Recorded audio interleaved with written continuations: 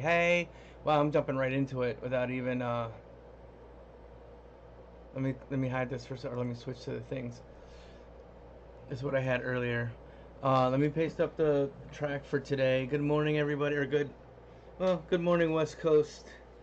Good kind of morning, Midwest, and good afternoon or good noon, happy noon to the East Coast and the rest of the world. You got your whole variety of time zones. You know, wherever the sun is in your part of the world, have a happy morning to you. Uh, Again, man, as much as I think that I'm like prepared, find that as much as I think that I'm prepared, I find that I'm not always all that prepared, or I'm never all that prepared. Not always, being too generous to myself here. All right, so let's get this playlist copied and pasted and pinned. Um, this is a playlist that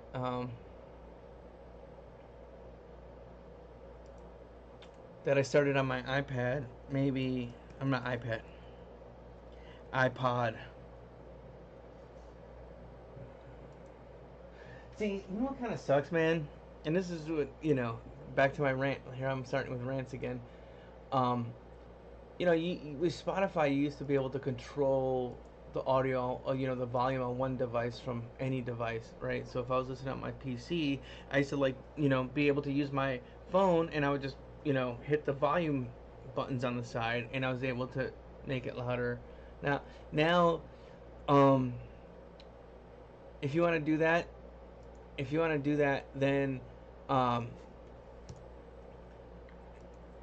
you kind of have to open the app on the iPhone. You have to unlock it, and then it's like a little finger slider on the screen to be able to control it. So that just completely robs the convenience of what it was before, where you're just able to just push the volume button up or down on the iPhone, or vice versa on the PC too. If I would drop the audio on it, it would, if I was listening on my phone, or I can use or if I was listening on my iPad, I can use my phone to adjust the volume, and that's no longer, man. I think it's all these like, it seems like after Twitter became X and they completely like slashed all the API from that app, that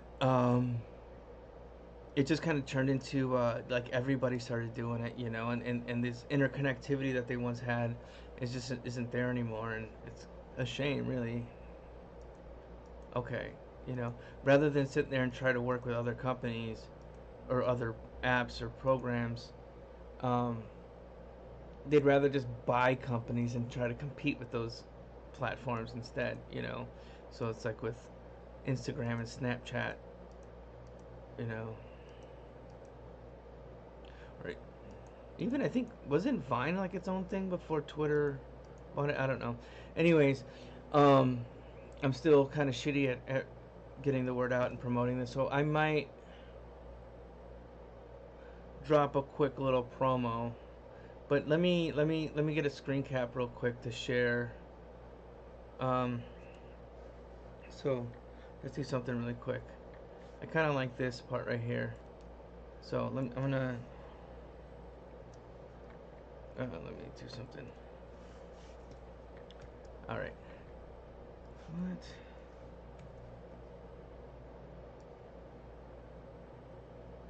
Hey, on my keyboard now, I gotta hit function every time I hit the F keys. Here we go. We'll just grab this and grab this. I don't want to give away too much, but just enough. Let's see. Oh crap. Oh, can't do it on both sides. Oh, it's not even showing, or is it even streaming this? I don't know. Nothing's happening because I'm screen capping on my end. But anyways, yeah, I'm doing it in front of everybody. So I'm gonna come up here for a second. Pardon my neck. Actually, while I'm doing that, I'm just gonna throw this down, and then let's see. We got so many windows open.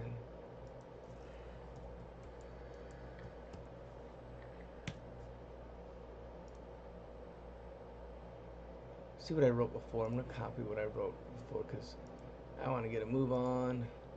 And yes, this is still sloppy, so I apologize again. But this is like the third episode in a row of a idea that just sprung. I'm just gonna copy this and then just alter it. New post.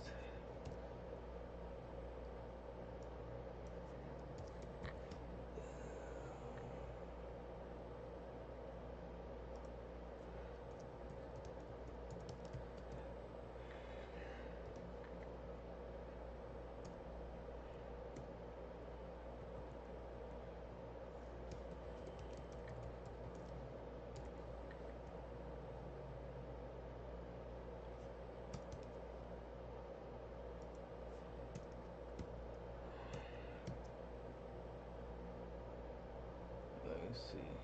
Oh, what is that? So nasty. That's weird. Blue Sky's little symbol looks all chunky and pixelated. Um,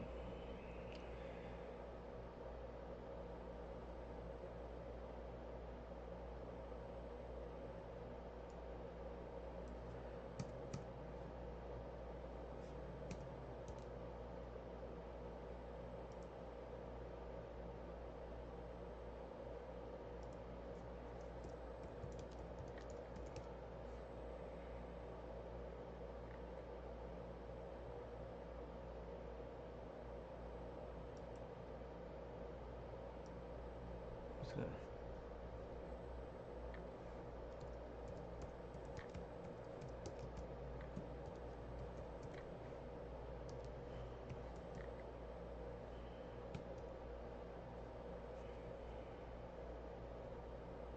okay, then we're gonna kill this, and then we're gonna put an image. Look, did I save it?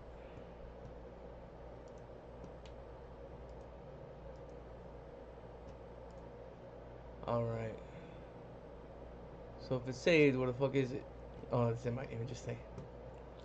I gotta look at Stray.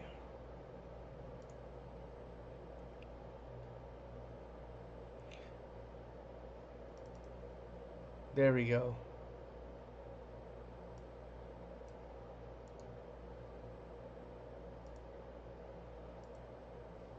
I'm gonna post it here. I'm gonna post a quick one to Facebook as well. As I'm slowly stepping away from that, but I might as well.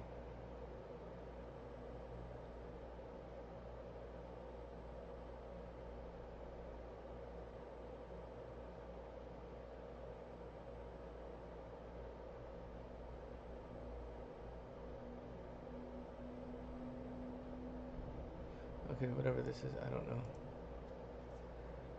I have no idea what's happening. Wow, you know what? I wonder if my UI. I know what it is. It's because I know what I did. Facebook's insane, like gigantic. Oh, jeez, I don't want to do that. No, sorry, you had to see that. That was accidental. Let's go here. Man, but I think it's because my YouTube made their thumbnails incredibly gigantic. Like they're just like maybe two videos, maybe three on a wide-inch screen. It just makes no sense. So I need to come back here. Sorry, I'm all over the place as usual. So thank you for bearing with me. Um, that's not what I wanted either. There we go. This is what happens. It's like, my attention span over the past like few years, specifically over the past 10, it just kind of been like just whittled away. Um,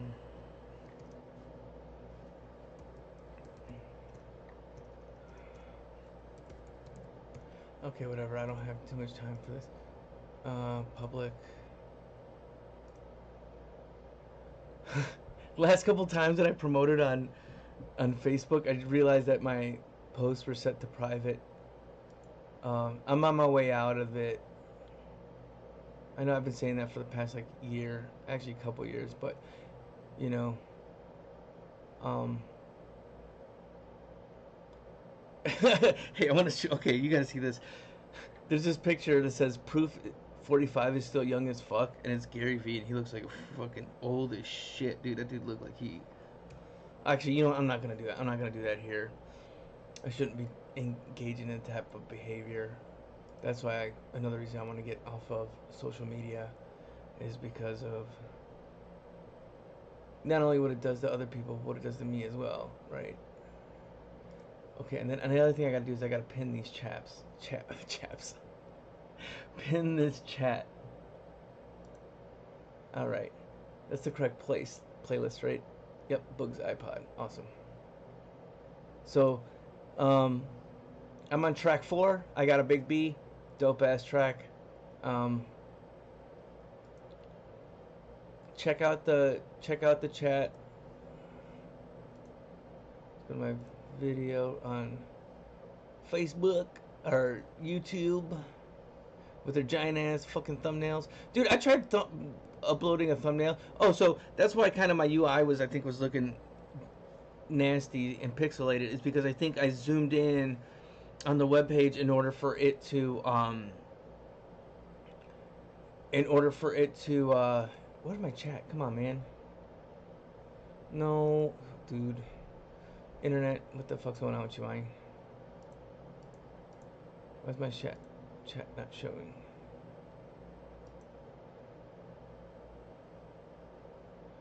Every day there's some kind of trouble, huh?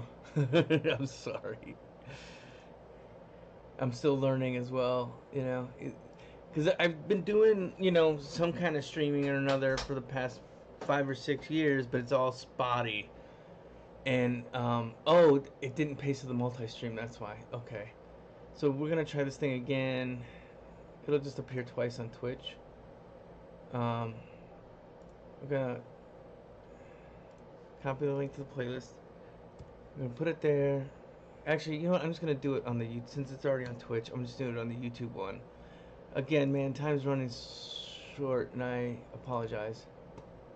Let's see over here. Okay, we got that one pinned. Why can't I access the chat on this freaking thing? There we go. YouTube UI is bad, dude. I'm sorry, man, but like, the way that everything is structured is just chunky and just all over the place, right? And no matter how much, I mean, there's such a big company that you can't really give them any feedback. And the thing that about it is that I pay for it because I don't like watching ads and stuff, and I watch YouTube probably more than I watch like almost other things, just because, again, attention span. So I'm watching, half hour, 5 minute to half hour stuff on average, stuff I can kind of tune out in the background, and okay, so there's that. All right, Messi. So what we're doing now, let's see if we could spend the next half hour or so just finishing this asymmetry and just making sure that looks good. And from there, we're going to move on to colors. I think it's funny. I didn't really read too much about it. I just kind of saw it floated around. But I think a lot of phone manufacturers are... Oh no, it's cars, right? It's for driving. They're bringing back buttons because, yeah, it makes sense, especially while driving, or especially while you're not looking at your screen, to be able to adjust things or change things, right? It's nice if you want to skip a track, you're just pushing a button on your wheel, right? Or make it louder or softer, or your air conditioning.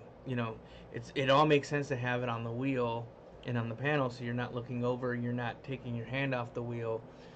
You're not multitasking as much. I mean, I guess you're doing a little bit if you're driving and adjusting volumes and stuff, but again, it's a little bit more, you're just pushing, so you're not looking around, you're not reaching or doing anything. So I think it's a great idea to, like, especially like, I haven't driven, I haven't, my car broke down right at the beginning of COVID, and that's kind of around the time too. It was a little bit before that when things just kind of starting to get a little shitty. I wasn't getting work, and or checks were late. That was another thing, especially at the beginning of COVID. I had a late check. It took like, you know, over 6 weeks later than it should have been. Um, and it's because of COVID. Whoever was responsible for putting my invoice through was distracted, and they forgot to do it. And then so weeks later, I'm like, "Hey man, what's with this check?" And they're just like, "Oh shit, I forgot to submit it." But yeah, that was a that sucked. Because it's like everybody's like, there was a run on everything at the time. Luckily, uh, I bought toilet paper. I think it was on sale, and I bought extra because it's just like it's toilet paper. It's not gonna go bad. It doesn't spoil, so it's like yeah. And so luckily I didn't feel that pinch. But when it came to like food and stuff, it's just like I was dead broke, and so, um, I kind of had a car for a little bit. Maybe about a month into COVID is when it broke. And it was just a dead battery. I could have just changed it, but I don't know, man. I felt it's just such a deep slump that, first of all, it's just like I was broke. I wasn't going anywhere. Two, everything was closed anyways. Let's see, okay. So that's just for symmetry. It's for the sake of symmetry, but let's see what's this. Okay, it's just that layer. Okay. And so, I was fine on toilet paper. I didn't have a mask. My friend sent me. She sewed together some masks, and was kind enough to send me some homemade ones, which is great because that's the other thing too. Like those things were sold out everywhere. I like this shape here, but I want it. Okay, so that's on the 3/4. So if he came out this way, it would actually be wider, right? To kind of achieve that. I don't want to make it too wide. And then I think we should start it up here by the brow, right? So it's this whole area here.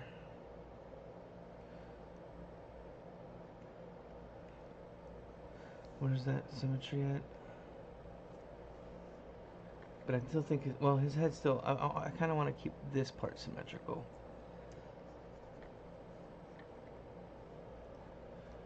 So, oh,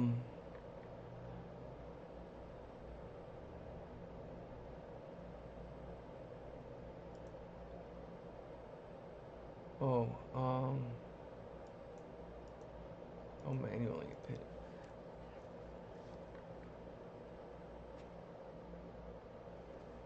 Man, and now like on the opposite end of the YouTube UI thing, the Streamlabs UI is like tiny by comparison. It's like, man, we need to have some kind of general just like range of just like, okay, you have accessibility, so it's readable, of course, so you want to make it bigger, but maybe you don't want it that big. Maybe you want it's more convenient, or it's easier for you if it's smaller than if it's bigger because you're not scrolling through so much. You kind of have to stand back to sit there and objectively look at what you're looking at. Where's that?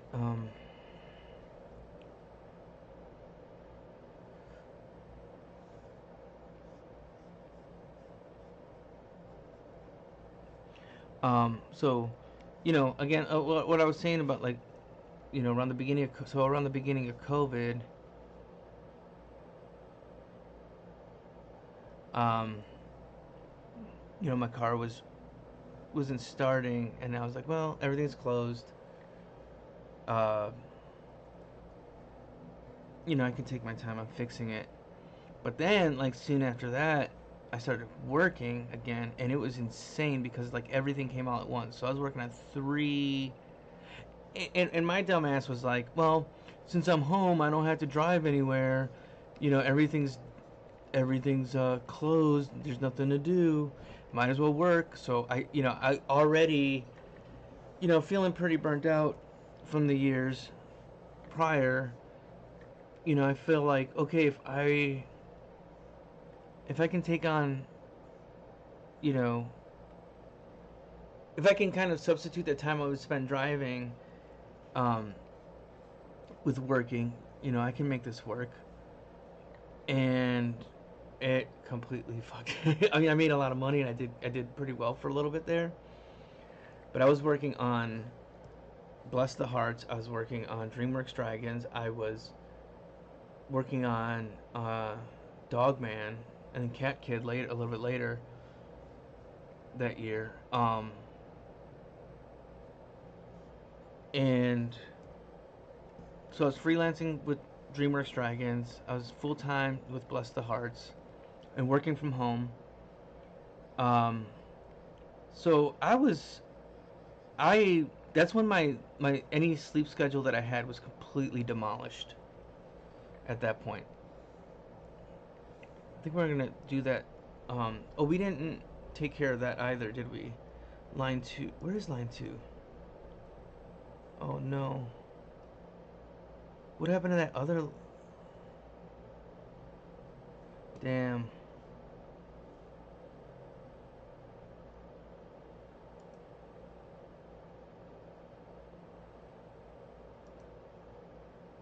Ah, crap. I deleted a layer accidentally. Shit. Dude, what? Alright, here's what we're gonna do. Um, I'm gonna save this as a different version really quick. Or, there's another thing I can do. Here's another quick trick I could do. That'll work. As long as I don't, okay, do we save it here? Let's save it here. So we kind of have that. So we don't fuck it up. So we're gonna go back to when,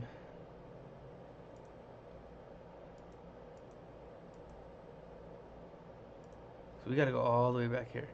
Alright.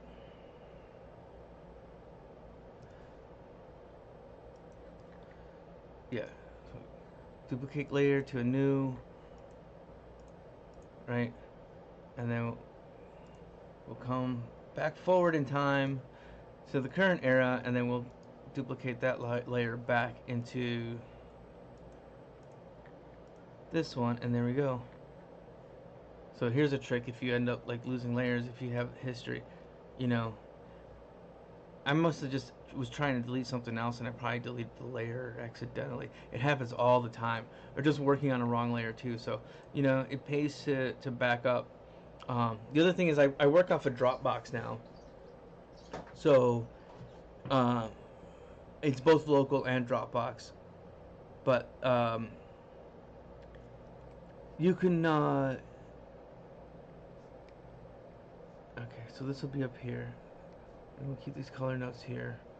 So you can go back to a previous version. So there's a couple times when like something crashed and I lost work, or a file became corrupted, and I was able to go in, and I might lose a half hour worth of work, I might lose an hour's work, I might even lose a day's worth of work, but it at least I can have access to the file, and you know oh man, this playlist is just as I remember it. This is my old iPod playlist. I think I was saying something about it earlier. It's my Boogie Funk one. But anyway, so around the time of COVID, there's a lot of work, and then I think it really like extra burnt me out at that point, because I was not able to just get back on track. Um, you know, I mean, honestly, like, as much as I hate it, because it's sometimes hard to relax when you're sitting there thinking about like 8 million other things that you got to do for work. Um, what time is it now? Okay. All right. I think we're okay. No, this has got to be erased up here, and then do we just? I think we just kind of cut into this a little bit.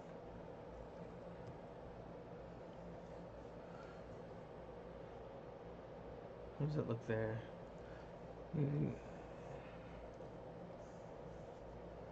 Something like that. Do we get? No, don't want to do that. But something like this, like a not quite straight, a slight curve to it, and then maybe a sharper or more intense curve down here. That looks kind of generic, though, man. I don't know. What about make it closer to the eye? If we make it closer to the eye.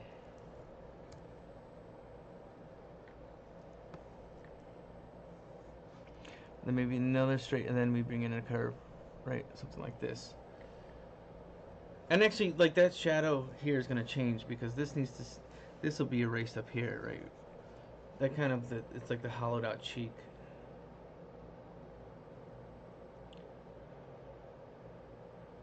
And then I think he needs another. I don't. Where's this? Man, I lost the center line too. Fuck.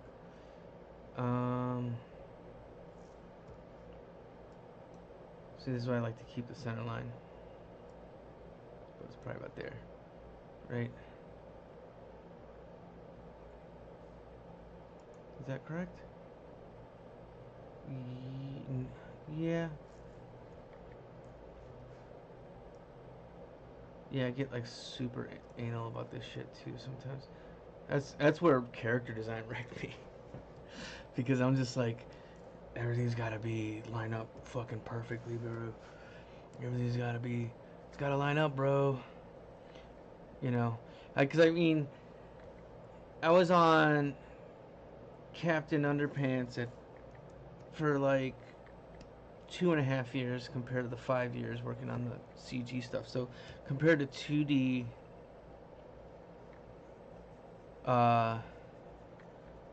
yeah, and I want to talk about those all the time because those are my biggest experiences as well. Is I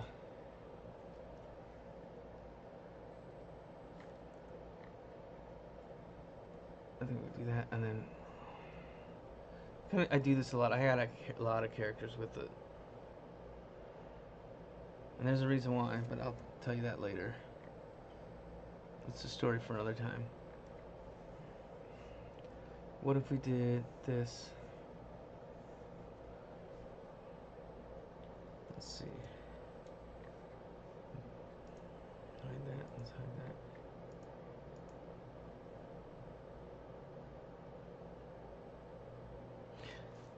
Let's bring this in a little bit.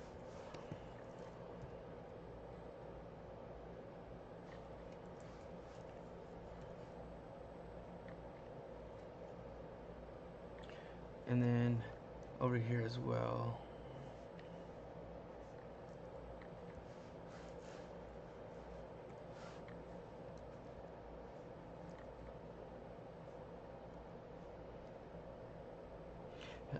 So, you know, I think I started talking about how I wasn't driving, and yeah, it was, and so pretty much the rest of 22 from essentially like Memorial Day on to the rest of the year was just packed, and on top of all that, I was finally just like saying, you know what, man, I'm gonna turn this place into a fucking home. I've been kind of living there, and I had like old furniture that I moved around, and after I moved out of my last place, I took it with, or the previous place I took it with, and so I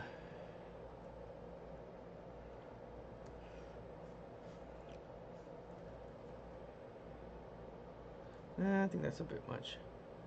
I think even like bringing the bridge that high is a bit much as well, or at least kind of taper it off to kind of indicate that it's it's not just a solid block that's up there. But I may do this instead. Do you think that would add anything to it? What if I did this and got rid of that? Or I got another idea. Let's see how this works. Where's that center? Okay. I think that's the center line, right? Oh no, it's off center.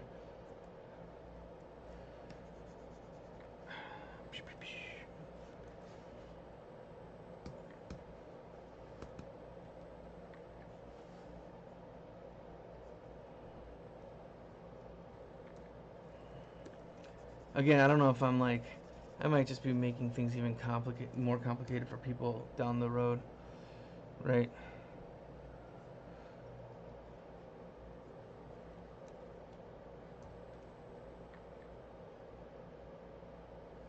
So, no, that's not it, right? No, this one. Okay, so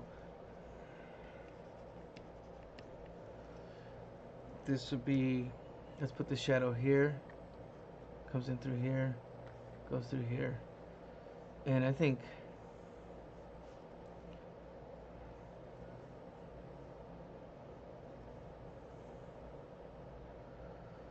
right.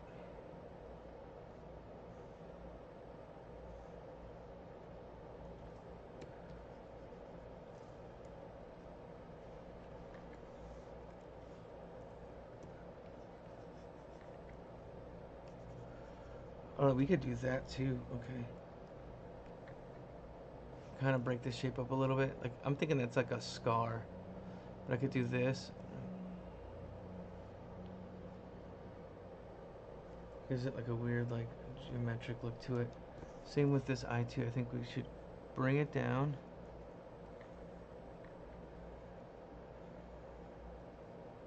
So I think that's inked up, right? Yeah, I mean that's it.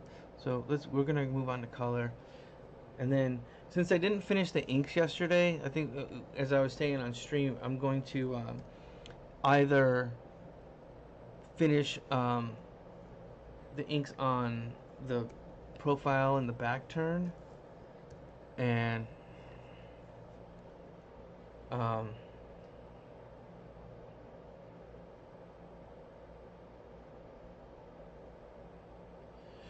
so like this stuff too is like it's not just like obviously like sometimes this stuff gets passed on to, you pass it up the chain, but sometimes you're out sick and somebody needs to come in and finish your assignment, right? You want to leave them with enough, you want to have some kind of universal communication here. So if you're sick or you're swamped and suddenly some things happen, right? Maybe you get notes on maybe some notes come back on a previous thing that you finished and it requires you, it's priority and it requires you all this work to fix it. A lot of times whatever you're assigned that week, you can be like, okay, you're going to pass it on to one of the other designers if they have um, the room for it. And all right. Um, and so that's why it's good to just kind of have some kind of basic groundwork. Let the style be your style, but everything else for sure needs to communicate that they can pick up off of, or they can pick up from, for the next stage, the next step.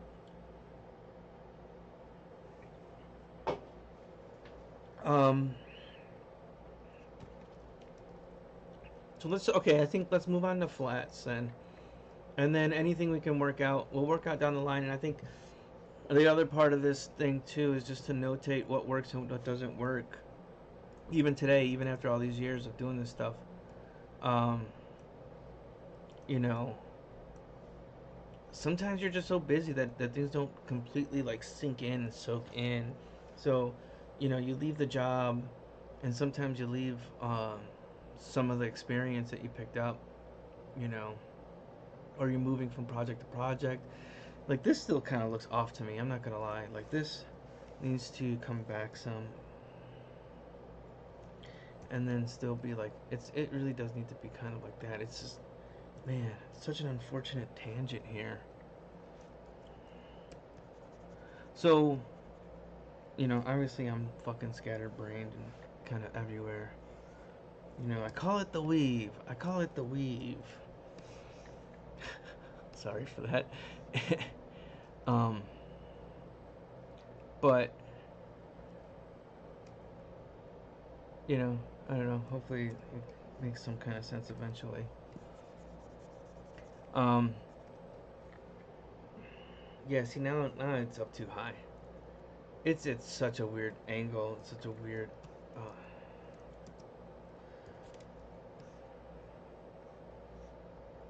Because it should be right, and then you squish it, and then you bring it up a little bit.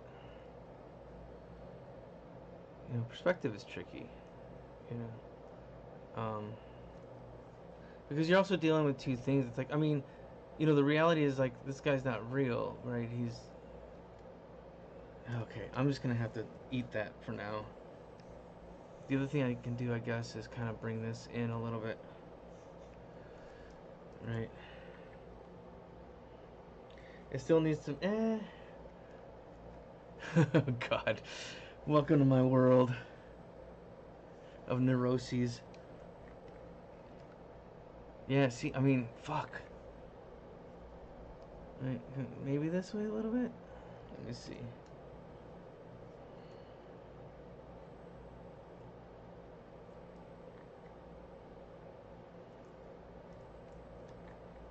Man, this song is reminding me of some friends, and I'm just thinking like, man, I haven't seen them, and not just friends, but friends of friends as well. That ones that I wasn't too close with, but were really good people that I would hang out with here and there. And so this is reminding me of some of those dudes. It's like, man, I wonder how they're doing. It's been so long since I've heard from them or checked in on them. I should, man. You know, it's good to just pop in and get a message from somebody every now and again, even if it's like, you know, everybody on this planet is fucking busy. Well, it's not perfect either, but I think that's a little bit better than what we had before. Anyways, I'm getting lost in the details again. It's as I'm, you know, I tend to do. Um, so, you know, back in 2020, you know, then moving on to 2022, my car's still not fixed. I almost got it fixed Thanksgiving of 2020 because I actually had the money and I made an appointment. But again, I was working 3 jobs and I was just so spent, so tired, and I think I had to cancel anyways because of work. You know, I had to finish work, so I was like, okay, I'll get it done in like a week, or whatever. Dude, that week turned into fucking years, man. I ended up just not getting it fixed, and then next thing I know, I'm broke again, and barely, you know, um, covering just life as it is. So, um, you know, when that finally turned into moving back to Chicago in 2023, you know, I ended up selling it. And I was kind of salty because I'm like, man, all I needed was like a jump, maybe, you know, a couple $100.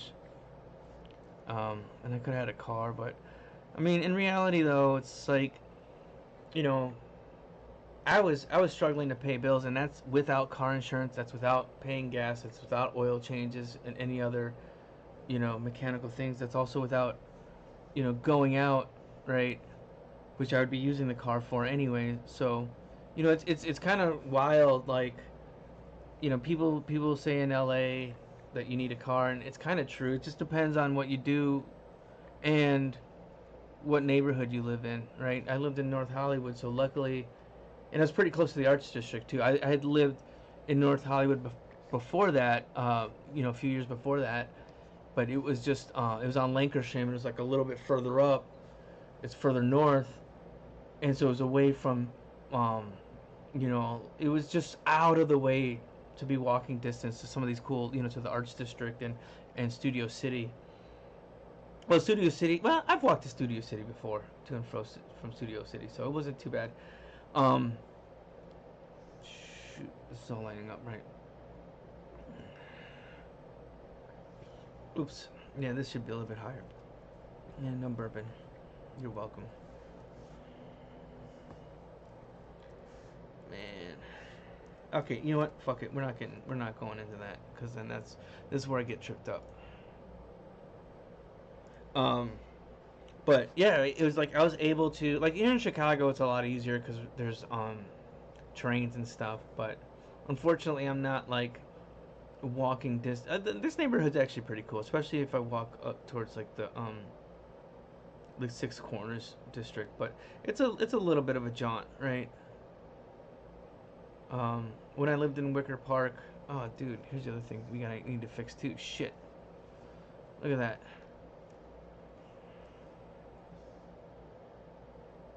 Um, let's just make it a little sharper, because this I think that'll turn into a lot less of a thing than fixing the 3/4, or fixing the 3/4 will be less of a thing than fixing the front.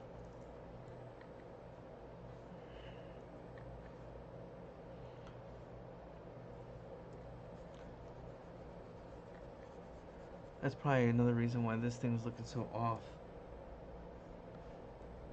Right. So it's got to wrap a little bit more. Maybe that might be a little too extreme. I'm fixing it in the inks, which is fine. I mean, the truth. I mean, this isn't for print, so and even stuff that for print. I think I take my inks way too. I'm way too tight about them sometimes. And then something ends up looking too clean. It just loses a lot of like the flavor, a lot of the character that it has.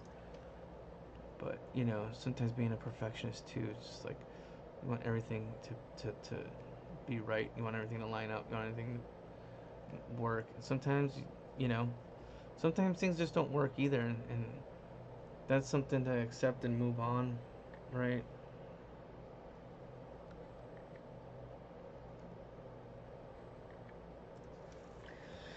Um, oh, and the other thing about like man, that era when I was working, in 2020, I'd also started doing DJ streams.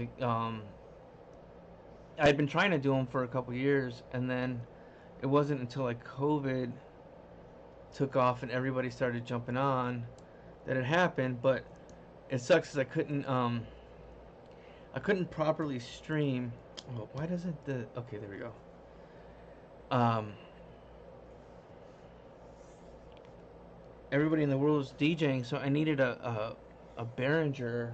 Let me see if I have one here.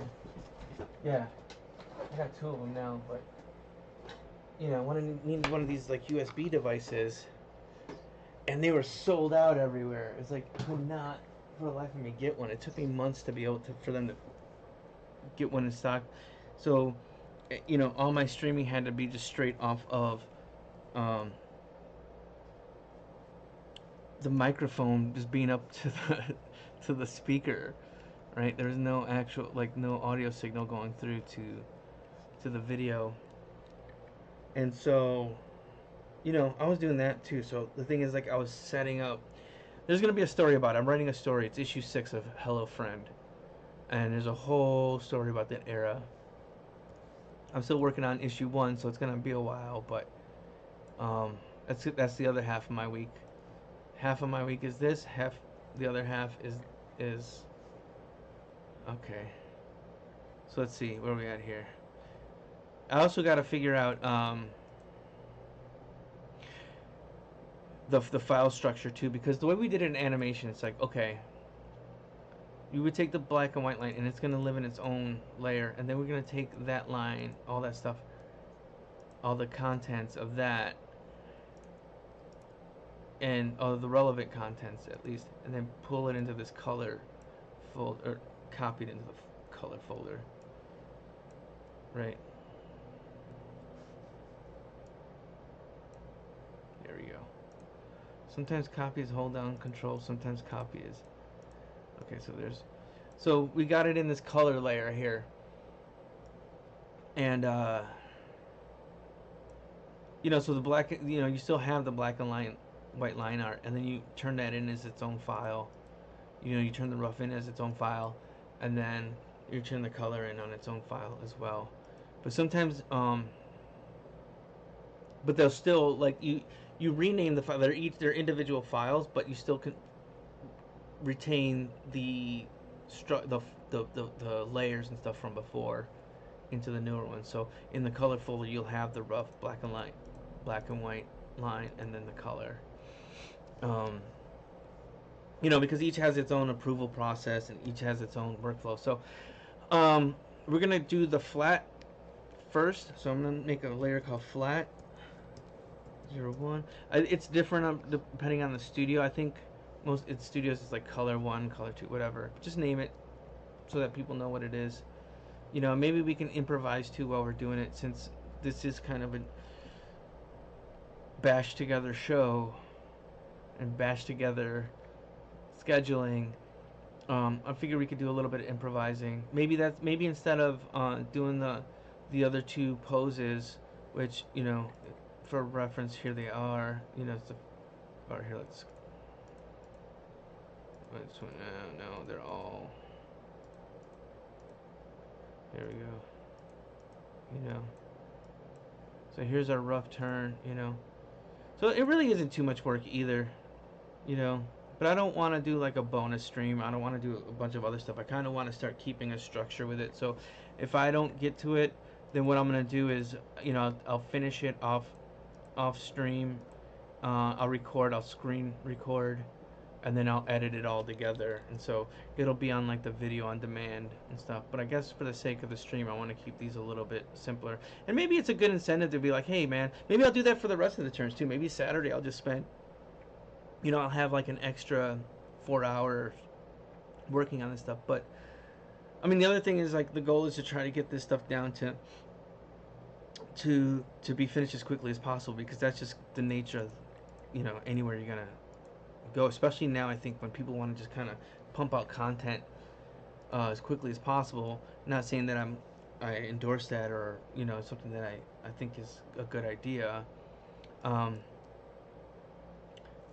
But, you know, that's just, if you want to work, you want to, you know, that's just how it's going to be, unfortunately.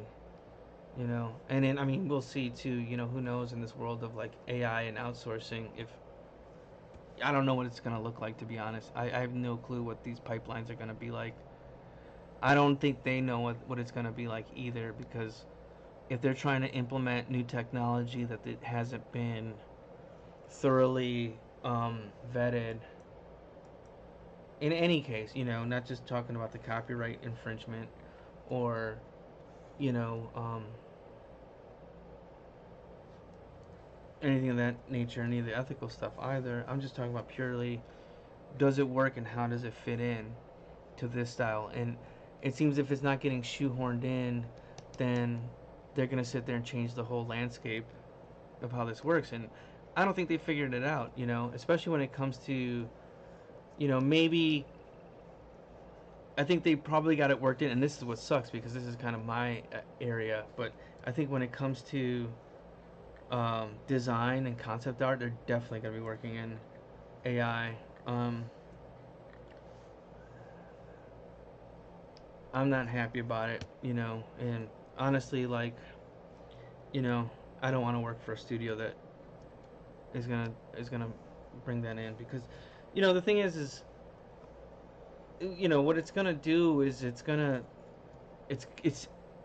instead of hiring, they're not gonna hire designers, right? They're gonna hire art directors. Like, all the roles now are just gonna be art director, and it's gonna be more about managing assets and correcting, um, you know. And then if there is any like illustration to be done, like say they want to clean up, you know, a generated idea, you know, they might freelance it out. Like, that stuff will probably be like freelance on a per job basis, and they're probably gonna keep as much of they can in house. So, you know, it's gonna overburden. What the fuck? Didn't I? There we go. Like, I thought I'd change it back to the thing. Anyway, sorry about that. Um, you know, so instead of drawing, instead of writing, instead of doing like the more creative stuff, it is gonna be, you know, they're gonna sit there, an executive will give a writer, but they're not gonna be a writer. They're gonna be more of like a script coordinator at that point, or, you know, they're gonna just be cleaning up and punching stuff up, right? So actually, yeah, they'll probably be like kind of like a script coordinator. The executives are gonna be like, these are what we're looking for. Here's the buzzwords. Type up the prompts, you know, for the script, or what, or, you know, probably be script, right, for writing. And then it's like, okay, here's what we want, and then you feed that into the AI, and you think you You filter it first. The AI is going to serve it, and then the it's going to be like script coordinators. It's going to be art directors, right? And nothing against them too, but it's not for a. It's not something that I want to engage in, and two, or um, I think a lot of people are like that too. A lot of people get into drawing and they think that they're going to get into art directing. You know, at that point, like, they don't really draw as much. I mean, they'll do some drawing here and there, but they gotta make sure that everything. And shout out to all the art directors. Like, seriously, I've worked with some wonderful people.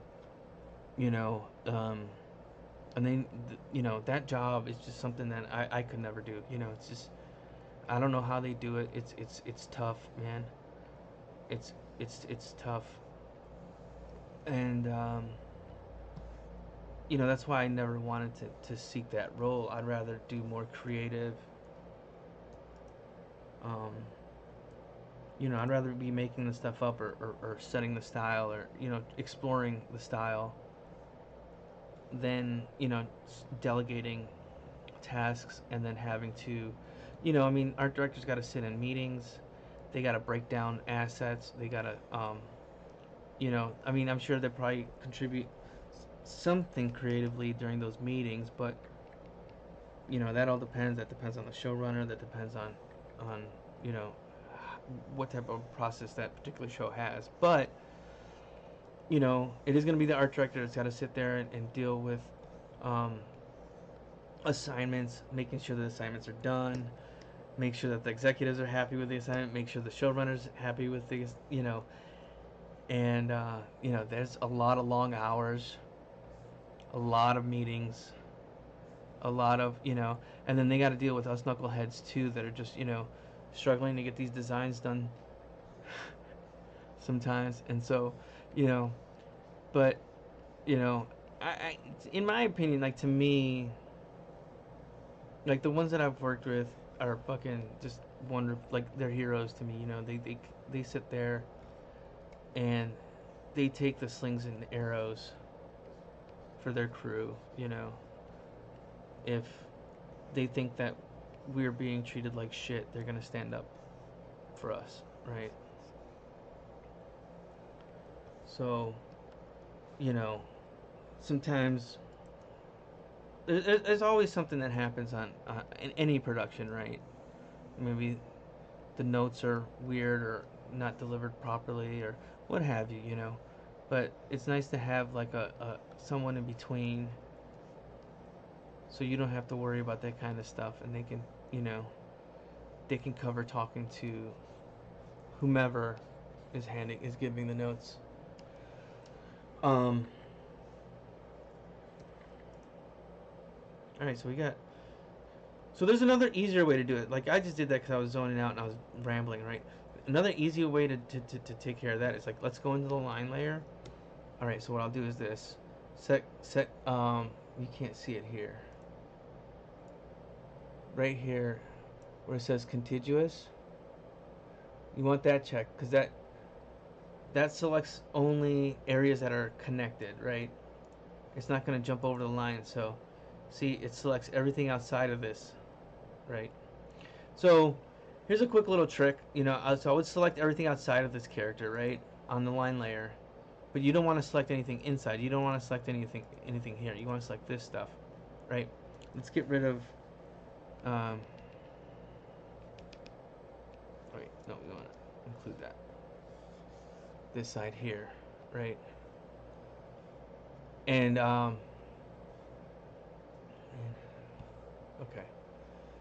I gotta zoom in close enough for it to move around the window. Um, and so, what I would do is I would inverse it. So let me go select, modify. Um,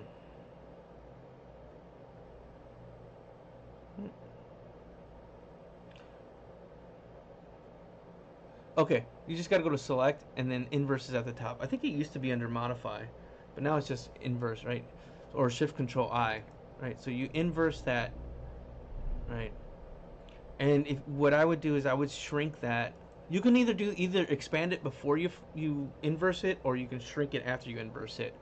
But I would do that just to get this little line in the middle of that line, right? You want these little marching, and they're called marching ants, like the little selection area. You can see it. See how they're kind of moving? They're called marching ants. So you want to get those marching ants somewhere, inside the line so the color doesn't bleed outside. Because everything here, if I were to fill this in right now, like it would just hang outside of the line, right? And I have to go there and clean it up. This is kind of an easy way to avoid having to do that. So select, you go to select up top, you go to modify, and then you go contract, right? And you get a little dialog box. I would, I might go 2, but it's kind of small, so it might cut in a little bit too much. But you contract it by 2 pixels, right? It's about, it could actually go 3 probably. So let's modify, contract, and we'll go by 3 pixels. But it's still like, sometimes if you have a line that's thin enough, it'll cut through it. So and so, bang, we do that. So you just kind of select the line, you inverse it, you shrink it a bit, and then you fill in the flat. And that that only works if all the lines are closed off. Because if one of the lines is open, then it'll kind of bleed in. It's like having a little door open. If this line isn't connected, then it's gonna rush in there. But since it's blocked off, it won't go over. So, and that's also on the flat layer. So we can go there, boom. So, I hadn't given too much thought as to what color, except I kind of wanted to go, from this painting from 2016. So I did want to do this little part of his, cowl or whatever. I want to make that black. So, the thing about keeping it in this flat layer too is it makes it easy once you I'll just divide or hit the divide or the slash on next to the question mark, right, or the question key, and it'll alpha lock your layer. So I can't, if I were to drop my paint bucket, say I want to make something blue, if I click outside of this, nothing happens, right? But I click inside of it, that changes color, right? And if I turn that lock off, that's what happens. So that's great if you want to maintain like any sort of transparency, right? So sometimes when when I'll do colors now, I'll do like this, right? Oh man, this cut copy song that I'm listening to right now, it's on the playlist, which is pinned, or should be pinned. Huh, I don't see it over here. Anyways, it should be pinned. Am I not on YouTube anymore?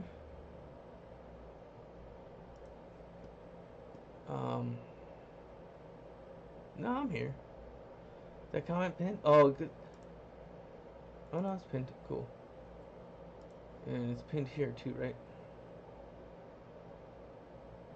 Oh, did it not? Oh yeah, it's up there. Okay, I see it on Twitch. Whoa. I'm normally watching the majority report right now, so I kind of miss it. But what's knock? Oh, weird.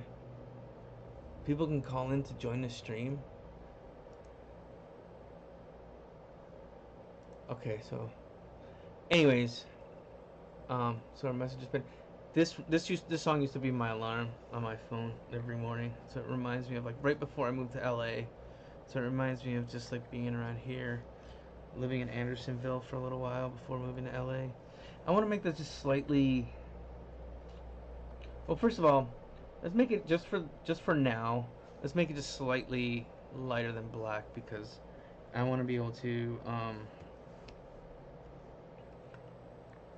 see the line, right?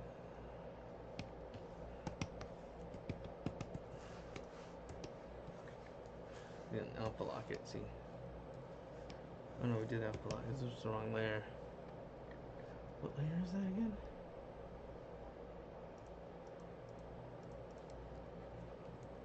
Oh, I was gonna give an example of what with transparency. That's what I was gonna do. Then I got distracted by the playlist. But right, like say it's like okay, you want to keep that right, and say, oh man, that looks, you know, I don't like the way that is. I just don't want this color. This is a bad example too because some of this stuff will be gone. But let's just say, you know, you got, you're like, oh man, I like this line. You know, I like how this looks, but I'm not, you know, it's the wrong color, or I want to try something else with it. You can alpha lock. You can, if you try to paint bucket it, this is what would happen if you paint bucket it, right? It would just take it, and it would just give you flat square. You know, it'd be aliased, or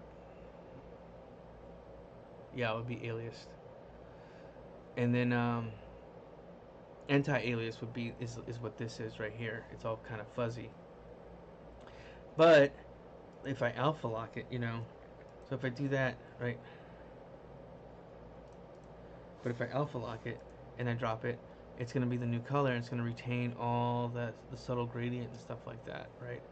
And I can just paint bucket it. As long as it's the same color, and as long as you got your tolerance set up straight, right? So that's just an easy, you know, easy way to, sometimes what I like to do too, just because it's easier, if I'm doing, like, say, like I'm doing shadows on a book or something like that, right? I would go just one color. I pick one color that would work kind of universally, so I could tell, like, okay, these are shadows.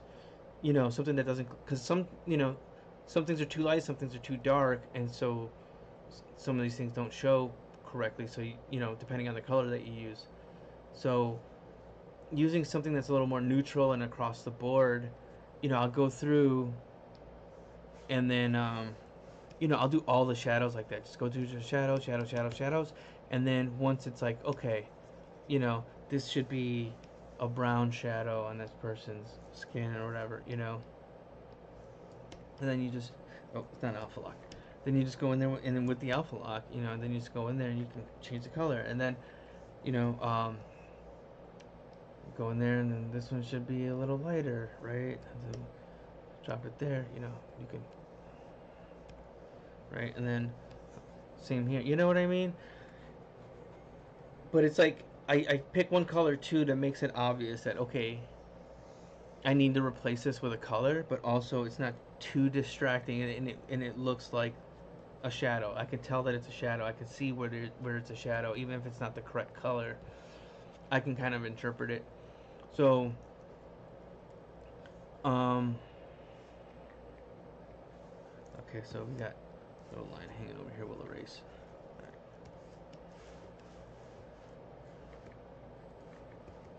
Let me see. We gotta stay in the zone. I gotta stay in the work zone so everybody can see it. It's already 12. Okay. I'm probably gonna take a break in a few minutes. It's a quick one. I'm just gonna step outside for a second.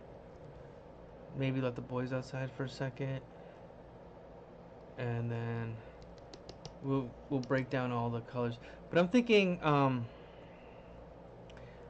you know, I don't know. I kind of had a thought a minute ago that instead of maybe doing the profile and doing the turn, maybe just kind of trying to figure out like some patterns or some tweaks for these designs while we got them in color, and we can kind of tell what's what.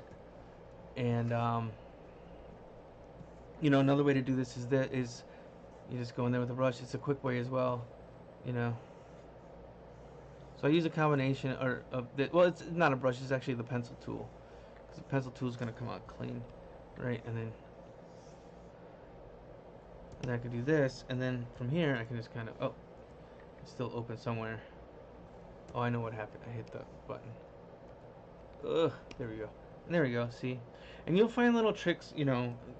I mean, not like this is a tutorial, anyways. But if I'm to dispense advice, I would say, um, you know, tricks will be discovered along the way to make things a little quicker, and you know, some of those things I think are just going to be idiosyncratic because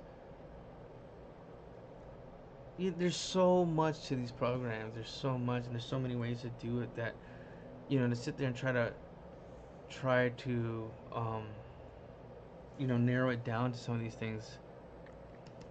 Um, you know your workflow. You know how you work. You know your speed. You know how to you know what I mean. you know what to use to cater to that. I'm gonna go like maybe like a yellow, and then maybe the other one should be blue, right? Another thing to do here is like just go into the flat. No, we'll just leave it there.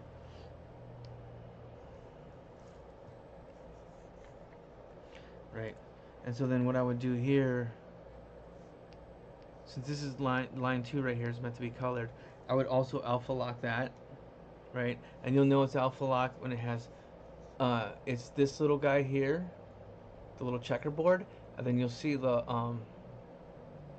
padlock here, and you can even just access it. You can't set it on through here, unfortunately, which is kind of dumb, but you can at least unlock it from there. Um, the shortcut for that too is like the question mark, right? Yeah, because it's the forward slash. I think is the actual like shortcut. But oh wait, so I wanna now here's the question: like, do I want these to just be colors, or do I want them to, like, if I were to say, so we alpha lock that line layer. Oh, I know what I did. Yeah, so it's essentially that color, you know, and then like for blue, we take the, and then for red, you know, we do something like that.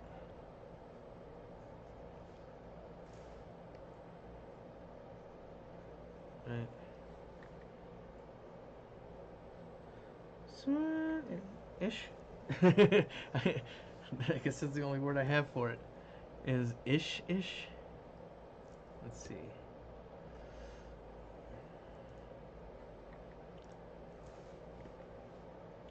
All right. Not bad. Not bad. Not bad. Okay, I've been recording for an hour on this other phone. You know, my phone. The I haven't decided what I'm gonna do with the camera 2 stuff. I guess, if we want to call it something. Um, what do we did that one white? I don't know. Or let's just go black on that one, right? Yeah, I think that might work better. Maybe just do the middle one, the front one with a black outline, yellow, and then, well, okay, cool. So I'm gonna pick this up in a second. I'm gonna step out. I think I'll let the boys out as well. So I'm back in about like 5 minutes or so, maybe 5, 6 minutes. So I apologize if that's a long wait, but figuring this out. See you in a bit.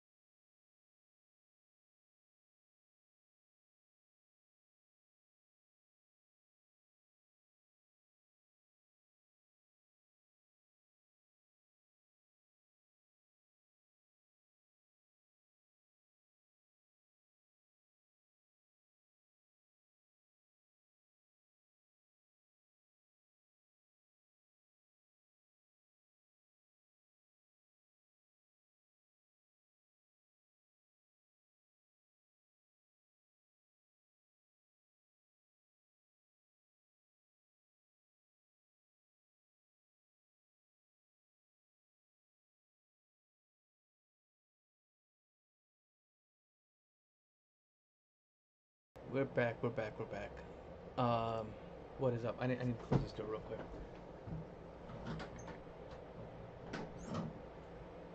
Baby, come on.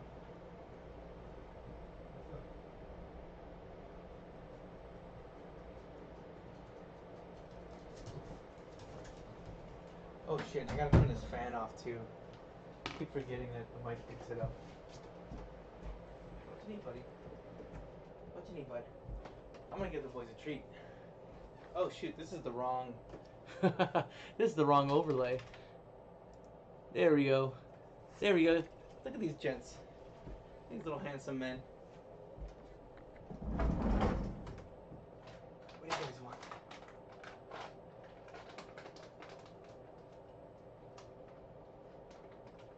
Alright.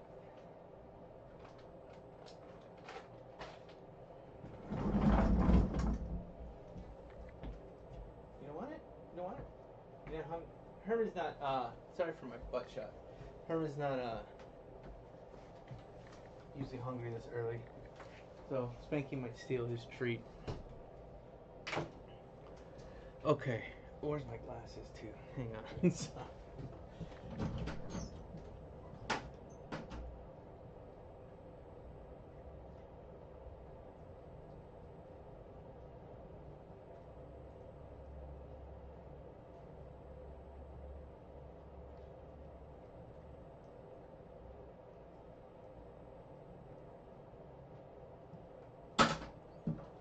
Okay. Hey, Herms. Hey, Herms. What's up, buddy? Like Mr. Rogers' Neighborhood. Gotta put on my cardigan, but it's not a cardigan, it's a hoodie. You okay, buddy? What's up, handsome? Look at that guy.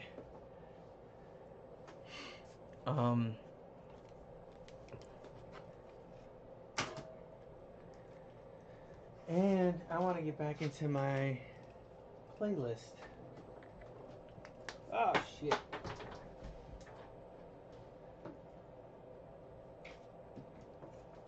Let's get back to playing music.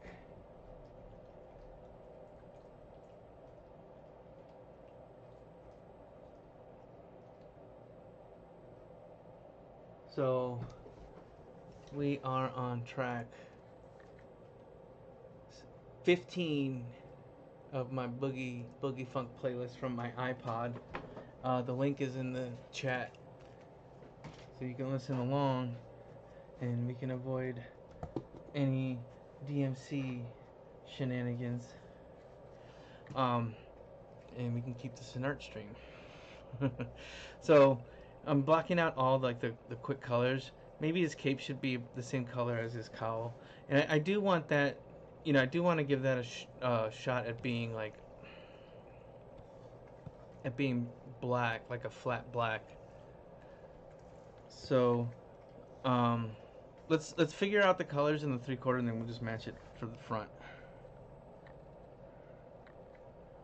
You know, because it's probably going to take us a minute to come up with a correct color combination if one's not already set, right?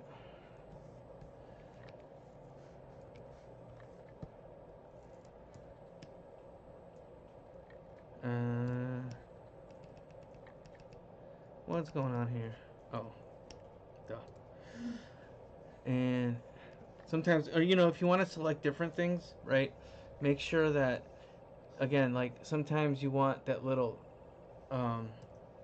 contiguous mark ticked, right? Because that way, if I wanted to, I can, you know, I'll show you that. Or if you leave it ticked, it's only going to hit the one spot, right? It's going to hit everything that's connected. And if you deselect it, like it is now, what I'm going to do is, you know, I can select this part. You know, there's a lot of ways, and I keep like, I not only just kind of pick up new ones, but I also still alternate between different ways of doing it, depending on, you know, how complex the design. Like I think if it's not that complicated, this is a little easier. But sometimes, oh well, I was gonna give you an example. Let's say like I wanted to select this, and then I wanted to select that, right? And I click it, and it's only gonna hit those two. It's gonna hit those two spots if that thing's unchecked. right? Um, anyways, the other way too is like, I don't even need to select it. It's if there's other colors, then it would, because you don't want them to overlap. If you don't want to, if you want them to sit flush against each other and don't want them to overlap, um, the pencil's a little tougher. That's when I would use a lasso, right? But here's a, oh shit. Here's another quick. This is the more of a newer technique for me that I've been using. It's just like I'll go in there with the pencil. I used to use the lasso for pretty much everything for coloring, but now I just use the pencil. You know, right? And then I just fill it in, right? And you can see here that it needs a little bit more fill in there. Now, say I wouldn't use it. Like, say I want to color this book. I don't. What were they in the sketch? They're purple. Okay, we'll go with that just for now, just for the. We can alter colors later, but I don't want to do, because I don't want to color with the pencil here because there's all the chance that it can overlap, or the other thing that happens too is if I do that, I might be missing some pixels in between, right? I'm not going to be getting those, and that can complicate things if I want to change colors, and all of a sudden there's that, right? So what I do here, and I mean, this is going to happen inevitably, especially if you're working faster. It's just like sometimes you're just going to, you're not going to be pixel perfect. But what I would do in this case is that this is where I would use the lasso, because I can come here and all I want to do with the lasso is separate all the connected parts, right? You don't want this part to get colored. You don't want the arm to get colored. You want the glove to get colored. So when we do that way, we take out the line, you're going to see that everything everything just butts up against each other. So there's not any extra colors, nothing's overlapping.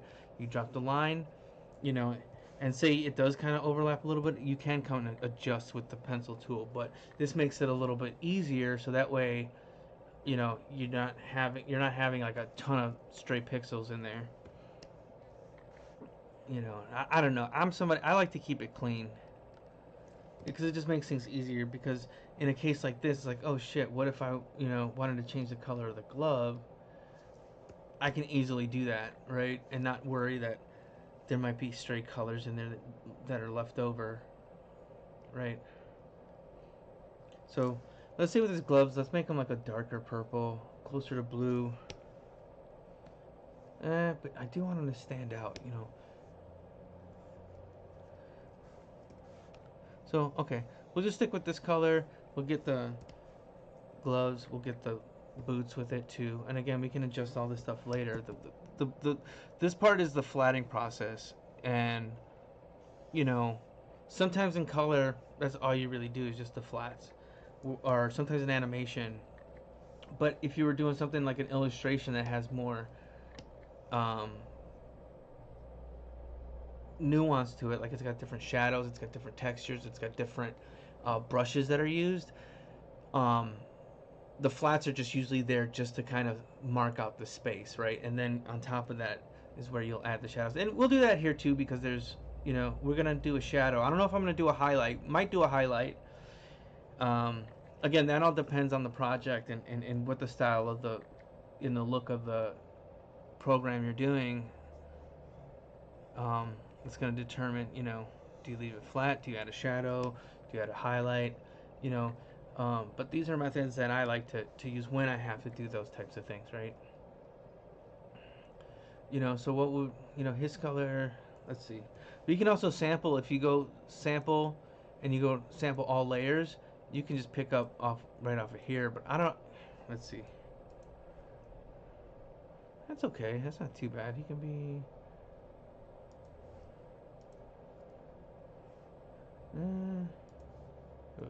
See, that's what I hate about, like, I wish Photoshop, like, when you zoomed out on this view, it would stay centered.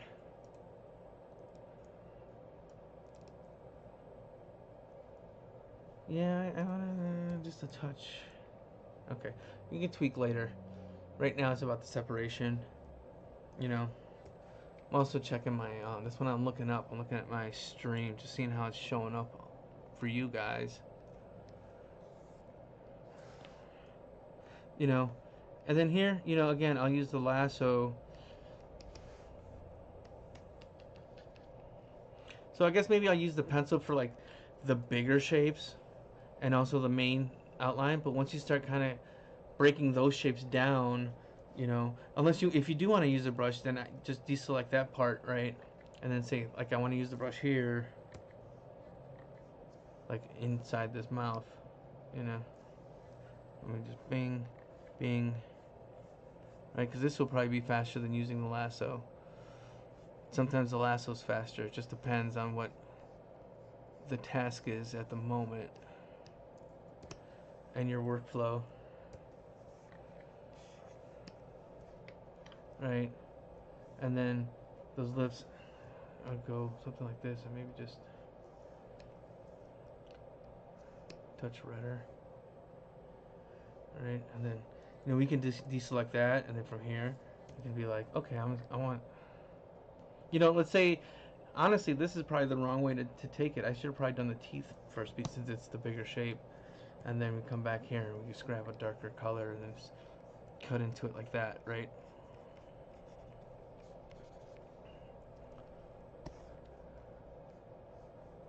Right. You know, but you get all your basic colors down first, and then from that you build to um, your shadows, you know. So let's really quick. No, let's keep it contiguous. I don't know if it's contiguous. I think it is contiguous, or if it's contiguous. I say contiguous. Man, that helmet is still kind of throwing me off a little bit. But let's go all the way down to black. You know, maybe you can come up from there just a touch, right? Maybe so it doesn't really look like an outline, but just kind of a darker version towards the edges, right? Which I think works better. I am actually happy with that. I would actually do the cape like that, and maybe the inside of the cape like a lighter color. You know, so come up here, do this. Right. Wait. There we go. And then this stuff, you know, oh shoot, no, I don't want to do that. What we could do here is go image, adjust hue saturation. I use this a lot too. Use these little sliders because that'll just help me quickly kind of test out what it looks like compared to the rest of it, right? Maybe just a touch. You know, or we can go more saturated, even lighter and more saturated. You know, go maybe, or you can go like red.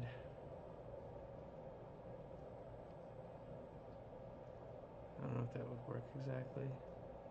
Maybe we'll figure out the rest of it first, you know, and then, because I mean these other like doodads he doesn't have in the original sketch. So these are all just kind of made up for the turn. Let's do his main body next, I guess. Let's determine this color.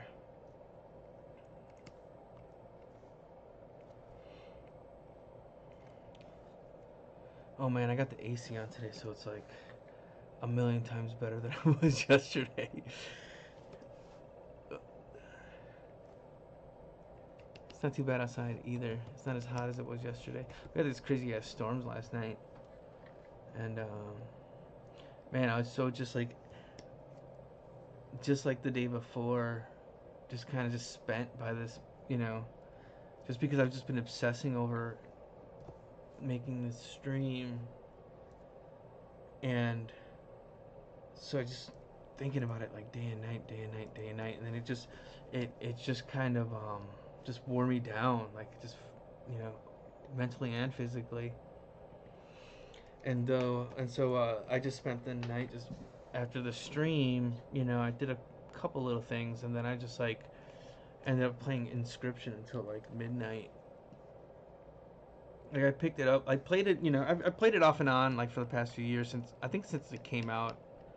I bought it pretty close to that time, but like, you know, I finally got it on the Switch, and I've been playing more on the Switch than I have been on um, my PC, and my PlayStation's still busted, or at least the HDMI is just fried out. I gotta replace it, which is one of my projects too.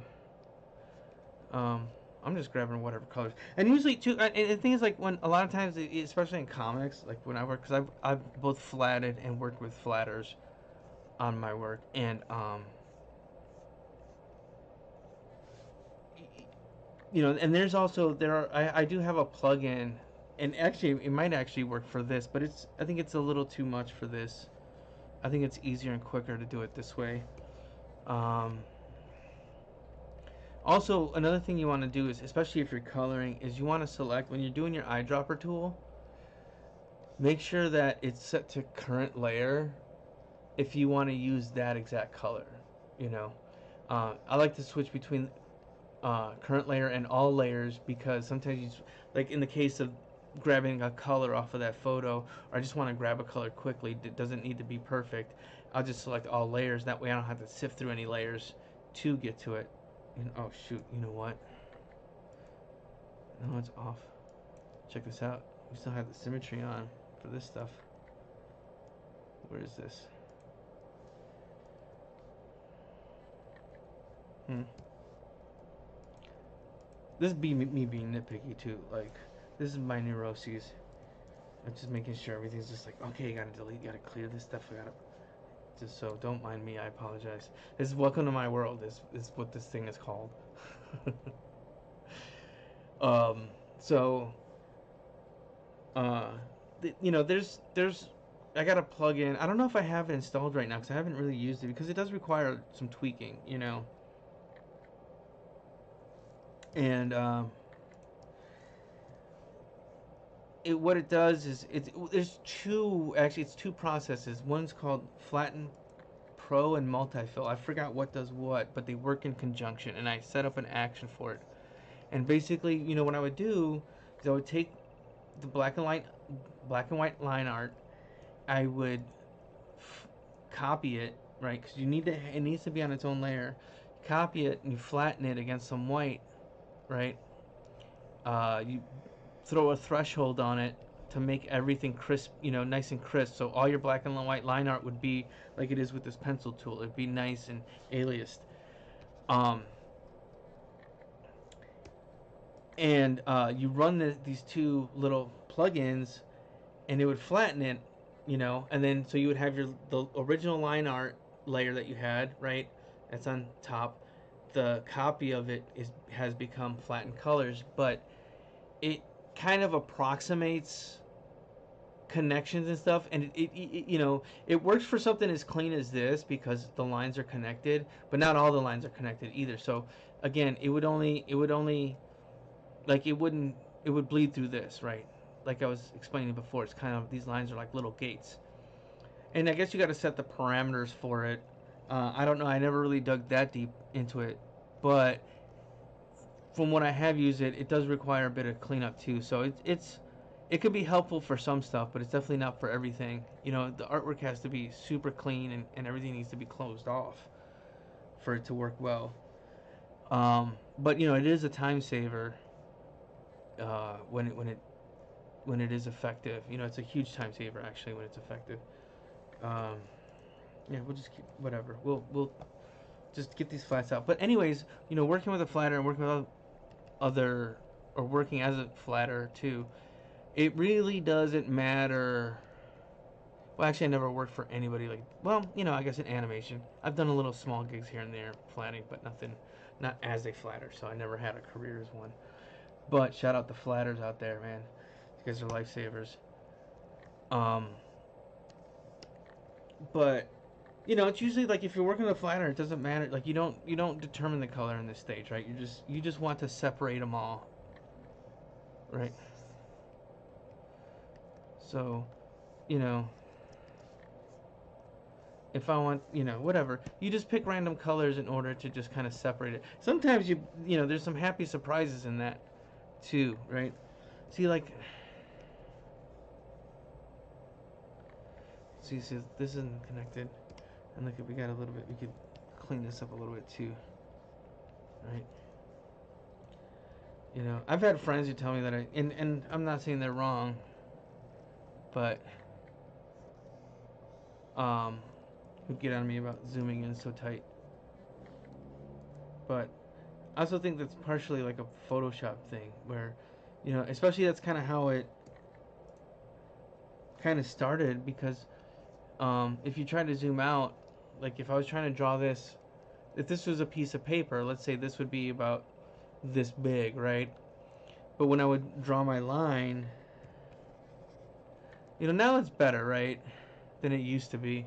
But at the time, you know, if you were trying to draw small and from a more objective viewpoint, I guess, um, you know, you draw a line like this, and it would look like this when you zoom in. It'd be like, you know, or it had these like little sharp, like, you know, geometric style like shits, and it's just like, man, that's another thing it would do too if it was like slowly processing.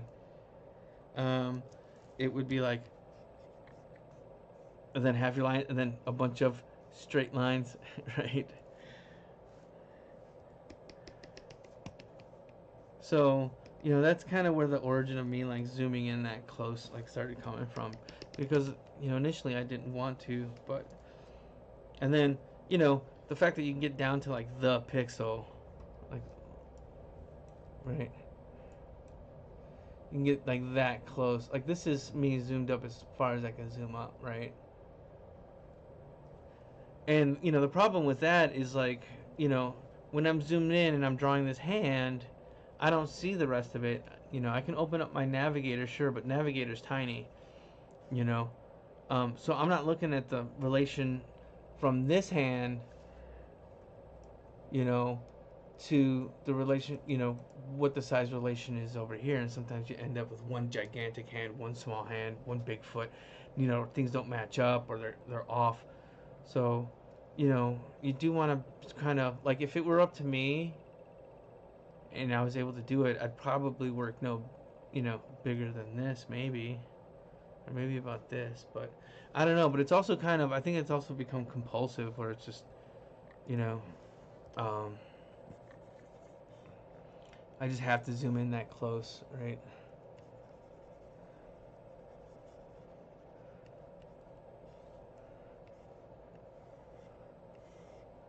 What time is it now? Oops. You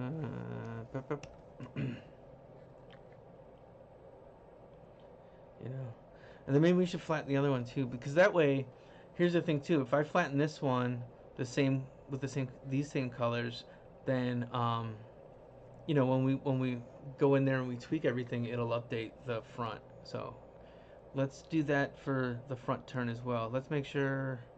Okay, we wanted to make this. I wanted to make this eyeball a color too. Oh, that'd be kind of cool, like a really light purple eye, kind of. So I was thinking something initially, something maybe like that, but that might not be bad. What about that? Might not be bad either. Maybe a little too saturated, I think. Tone it down a little. Right. You know, same with this kid. I was kind of thinking like, let's get on this front. Man, I'm trying to figure out a way I can use symmetry on this, but the way I would do it is this. I would just break it down into big shapes. So let's start here, right?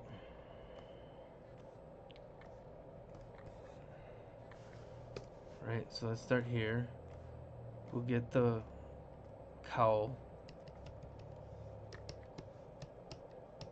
Oh,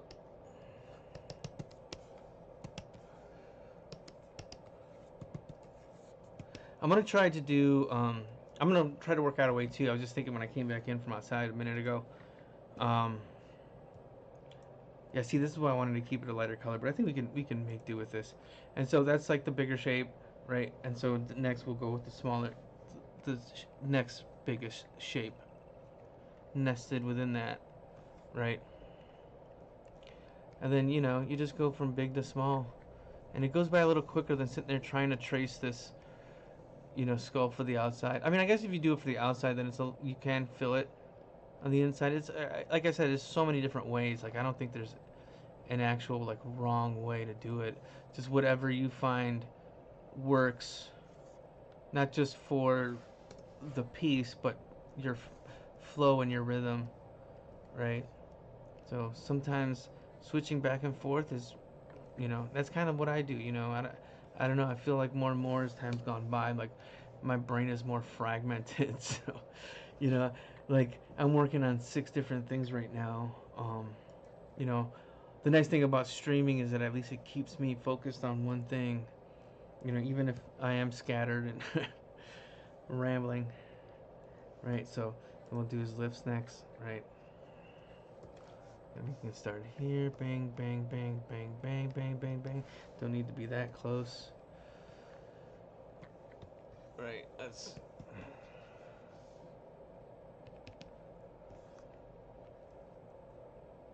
Oh, we're doing the lips. Ah, shit! Damn it, I pushed escape accidentally.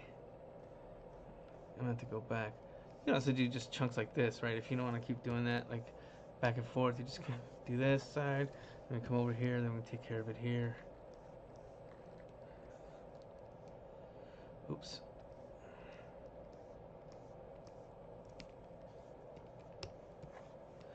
Man, I kind of thought for a while about recording the audio from the music that I'm listening to, right? But not streaming it. Just muting it on stream, recording it, um,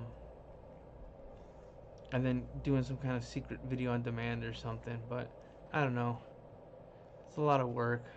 This might seem like the easiest route to just like, okay, you want to hear this shit? You can listen to your own thing too. So you can have your own soundtrack going, whatever fuels you, you know. Whatever makes your Duncan run.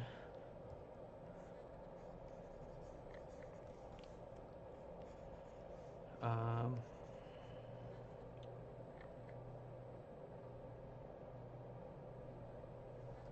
there's a little small change here that's not in the 3/4, or yeah, but it's okay.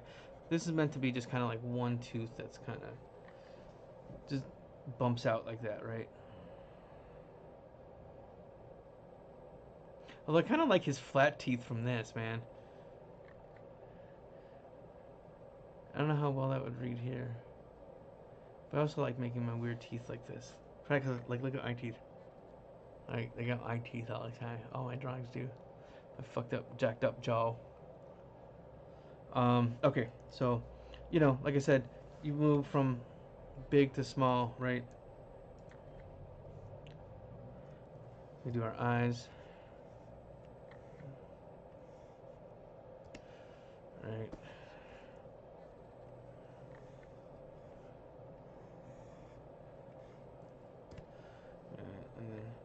And then, you know, if you want to just stay within this.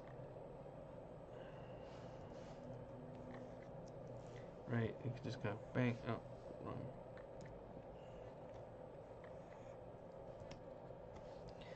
I think this. Do we color that outline? I kind of think we do, but that might be the wrong color. Oh, I didn't do this.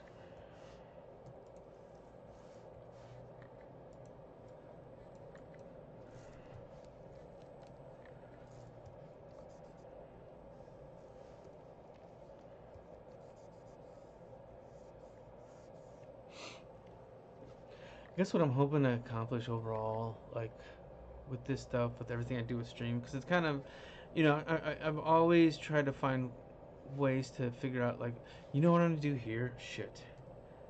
Let me see. Where's this line? I want to offset these lines. You know, I think I didn't want this to be symmetrical. You know, but the thing is, okay, it's like, and here's the problem, and this is what I'm doing that's not good, right? Is that I'm altering it after the line has been done, right? So, what I would have to do after this, you know, if I'm gonna do this, then I need to alert everybody down the chain, like, hey, I updated the line art. and if it's not too late, I updated the line art. I saved it as a new file. Here it is. You know, because um, you know, this is the line art that's in the color layer. So there, I'm assuming that it's going to be in the color file as well. Um,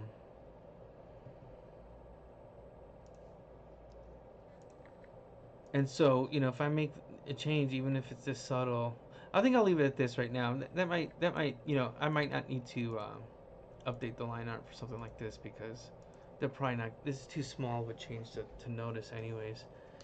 I think it just looks better for this purpose. But if you're gonna make an alteration like that, you gotta go back to the file before and just be like, hey, here, this is the file for the line art. I made some changes. Otherwise, they're just gonna go through with the other one, and then, it might even, if it's that important that it's gonna alter the color, it's gonna fuck things up down the line, right? So, I kind of like that. You know what? I wanna, instead of making that gray, I think I am gonna make it, maybe not maybe not black like the rest of it, but almost like a something like that. Is it just not just slightly different, just slightly off, right? So you can kind of see it. But because I do like how this kind of looks with it when it's that dark, right? Let's try that here.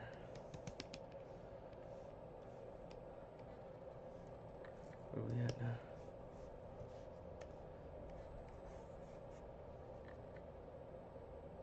So that'd be cool if, like, by 2 o'clock, maybe even before that, because I think the next, 12:47, it's gonna take us a little bit of time to just noodle with the colors to get a good combination, and then we can do the secondary colors, which we'll do on another layer, and then maybe from that to like shadows. So I think there'll be like secondary colors that might not be perfect, and so that, I mean, we could probably get that done all by like 2 o'clock. So from 2 o'clock on, um, we could work on the other terms. I could work on the line art for that. You know, again, we're kind of working out of order, but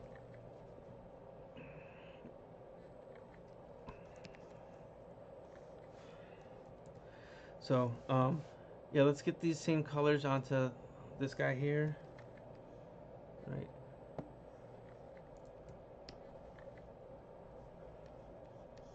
Okay, and then do this, right? I mean, there are times when I feel like I've been doing this forever, right? And there's some times where I just feel like I just like, what the hell am I doing? I just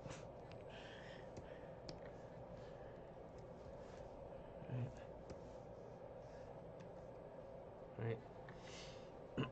We'll deal with the line color later, and then we'll just move on to this. So the next, let's just do this all red thing, right? So now we got the cape, the main cape covered, and then kind of start breaking out these other shapes, right?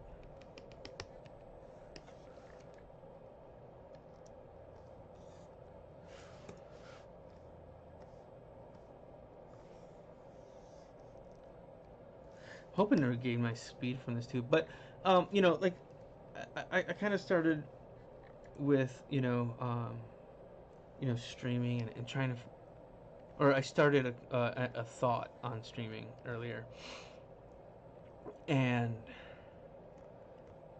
for a long time I was wondering, like, you know I mean, what, like, people are just gonna watch me work, watch me, and part of it's cool because it's like, okay, in a sense, it's like, for me, it's like, oh, I got company, there's people here and I can kind of talk about what I'm doing. But on the other hand, it was like a lot of the stuff that I work on, especially if it's for myself, I'm just, off in the weeds, right? I'm sitting there trying to figure out, I'm trying to figure out story ideas. I'm trying to, put things together. So I'm not really focused on engaging any type of conversation or, you know, thoughts on any, on what I'm doing, right? And on top of that, I'm just so scattered with what I'm working on. I don't want to work on a half a page one day, and then do like a T-shirt design the other day, and then it's like there's all kinds of crazy shit. I get it done when I get it done, then get it out. Uh, hopefully, as soon as possible, right? And with this, I think it kind of gives me the chance to just like, okay, I'm just gonna sit down and just focus on this one thing for this length of time. But and I think that kind of works, in terms of me sitting down and streaming. But I wanted it to be consistent. I wanted to do something that I can just, even though next week we're doing a different character for a different idea, it's still gonna fall into the same type of bucket. Um, and so, right? Oh no, we gotta do that too.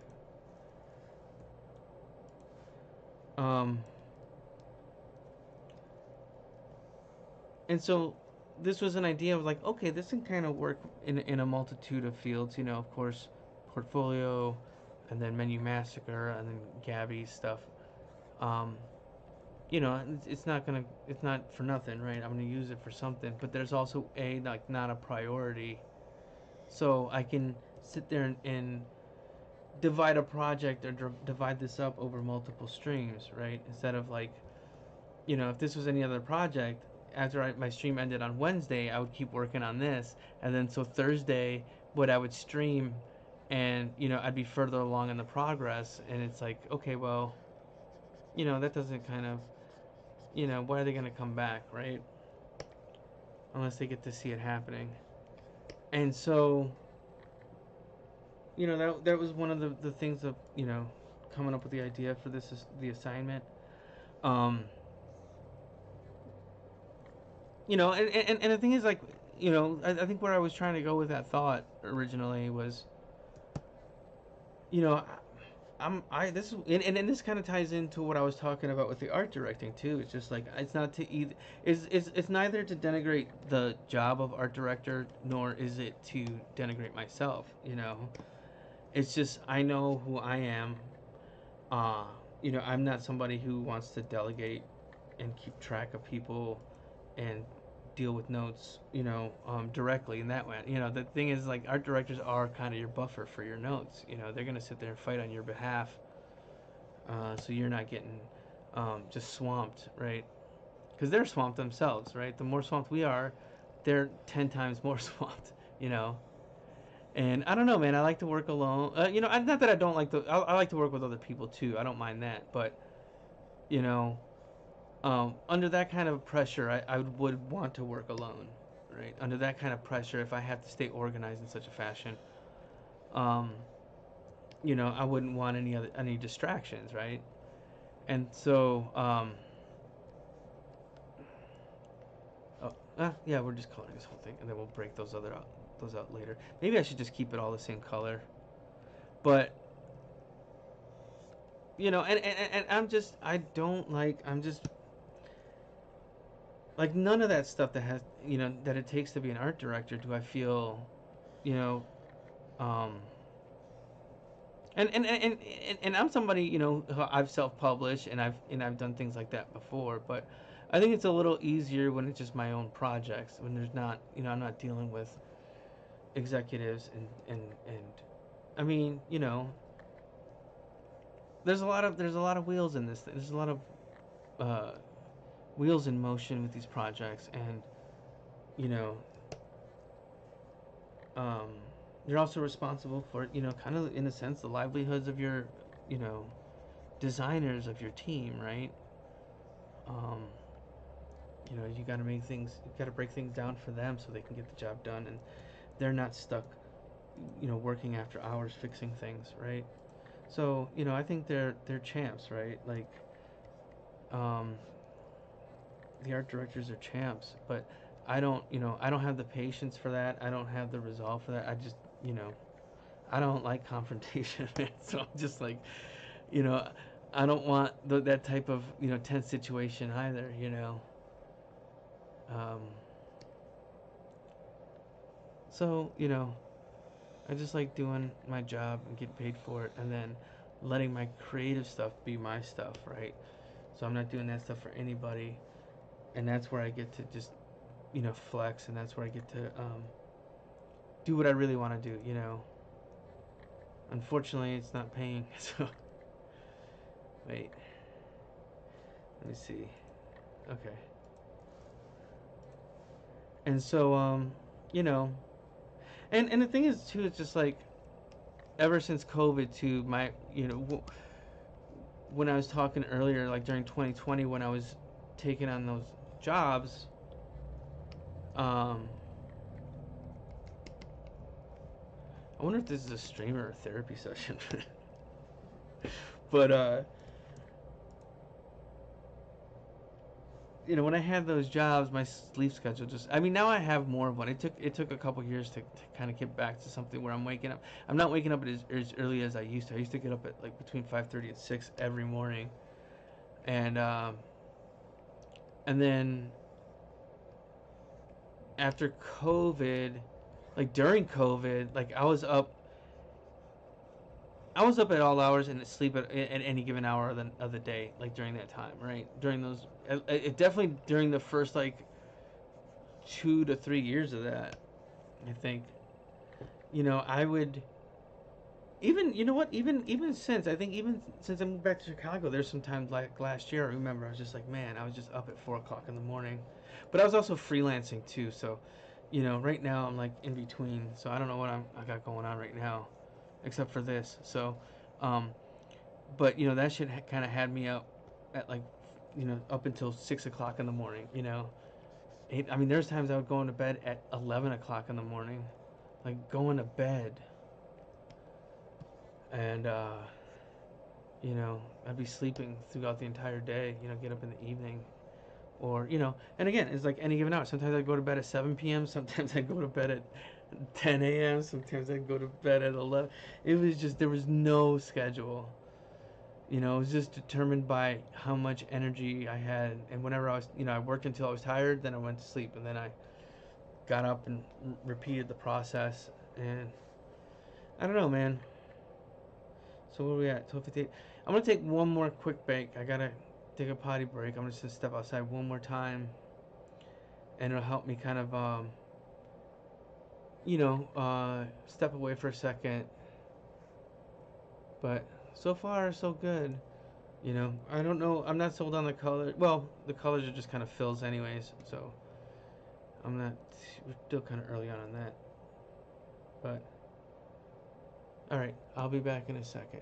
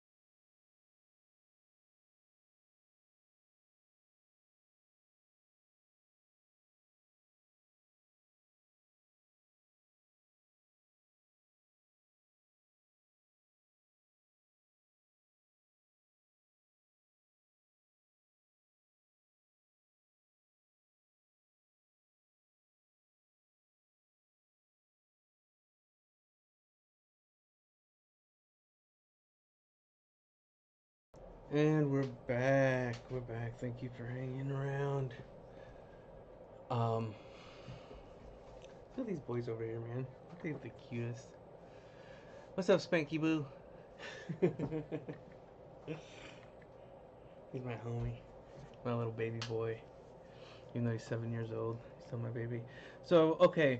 Um, One thing I didn't mention earlier is that since we're kind of starting with this guy, we don't have like a background to put him up against. So there is, and I'm gonna expect to change these colors depending on what the overall tone of the background is. But um, so let's see. It's 106. Okay, we got to decide on the colors, and then from the colors we're gonna move on to shadow, and then we'll color some lines too. And that might be, if there's a little time left over. We got about 2 hours left.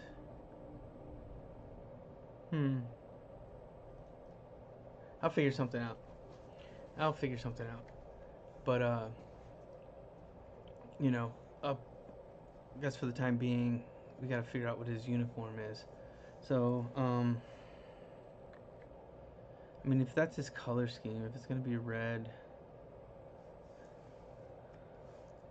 what would that look like? I think it's better. Would this be black? Like that? That's kind of a funky silhouette, huh? Or would it be... Let's turn off the contiguous in here. I'm gonna turn this off too. Or at least I want to move it. I'm not gonna turn it off. Shoot.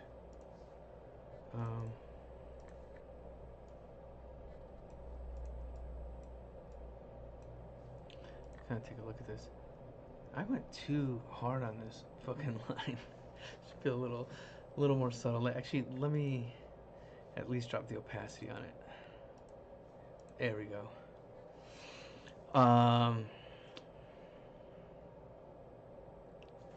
Let's see. How about? Oh yeah, we're not on the right layer.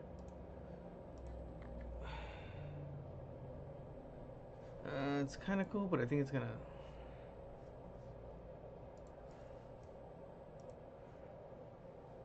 It's a little too light.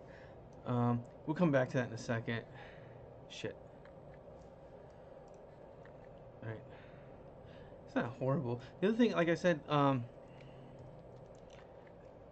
I go to the image adjust hue saturation too. That's, you just mess with the sliders and it can give you some different options as to, do you want it to be a little bit more saturated or lighter? But I'm gonna stick with this just for the time being, and then we'll come back around. Maybe, I don't know. There should be something else that kind of goes with these three colors up here. I'm thinking this too. This should actually, shit. What if we?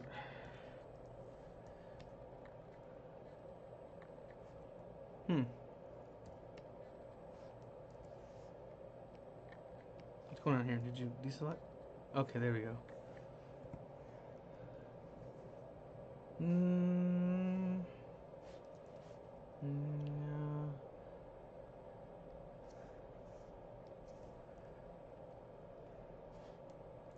Here we go. Let's actually select it first. So if it does end up clashing with another or blending in with another color too much, then at least it's separated. Oh, dude, that would be kind of cool. Some kind of funky 70s colors almost, I think it would kind of work. Kind of like that. Definitely giving some Jack Kirby, Marvel Comics vibes. And it's funny because I was just thinking about that too. I'm like, man, it's like looking more Kirby than anything. But I think that's a result of adapting that to a character design. Because there's plenty of Kirby influence here for sure. But I think it just amped it up by doing these designs and cleaning it in such a manner, and doing these poses that are almost like the the guide to what was it, the Marvel Universe guide or whatever. I used to buy them. There was these little $5 packs, and they were 3-hole punched.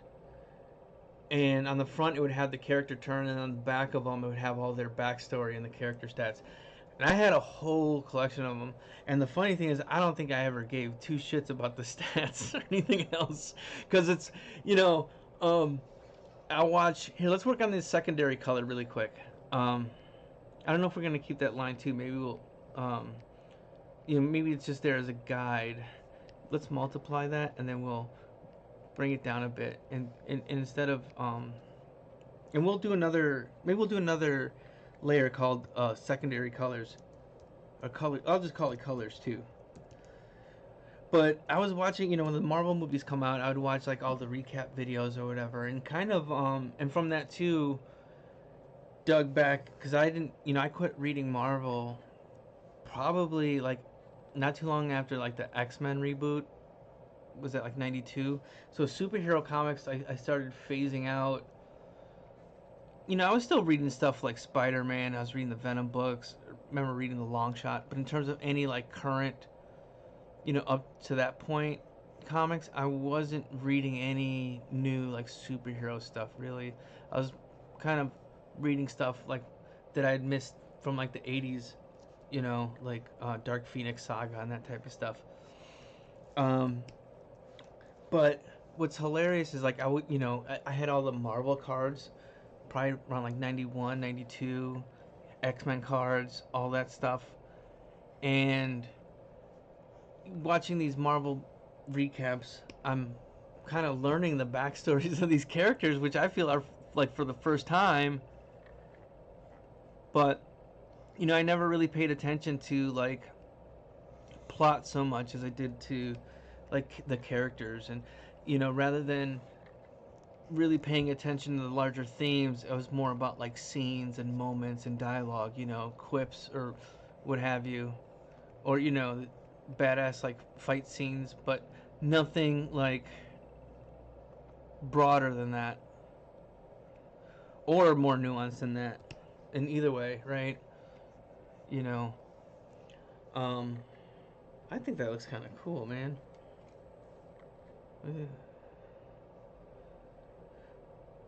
But I mean, with that, see, I'm wondering if that's gonna count as a shadow, like how the shadow would interact now. Like, should I save that as, a shadow layer? Maybe, but I think it still should be spelled out as it defines like the shape of his face more than I think, you know, um, just saying, hey, put a shadow here. Any, I don't think they would have, an animator would like hit these spots or somebody else because they wouldn't know to, they wouldn't be aware of that. So maybe that is a shadow, but it's kind of treated as its own case that it's like a like it'd probably have to be a constant, you know.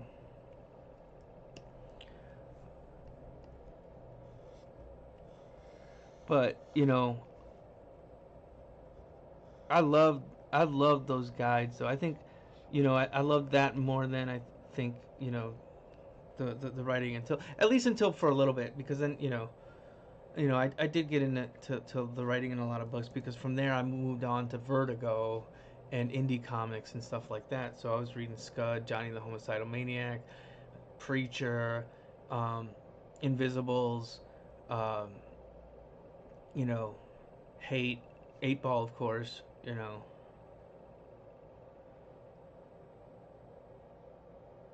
Now we still need his belt.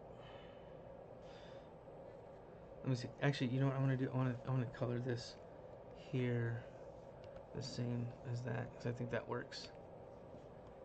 Right. I wonder if this top one. Let's see. I think this should be slightly darker. I know I'm using a shitload of colors too, which again, the more variety is gonna be, the more complications there's gonna be. You're introducing a whole lot of new things to draw and track. I think that's even the hardest part is tracking. That's why I don't want to be an anim. That's why I never really became an animator. For one thing, it's like I don't like repeating myself. You know, that's why like with comics, you see like all my characters are off model, and unless I were to do just like kind of puppeted out almost like Flash style. But um,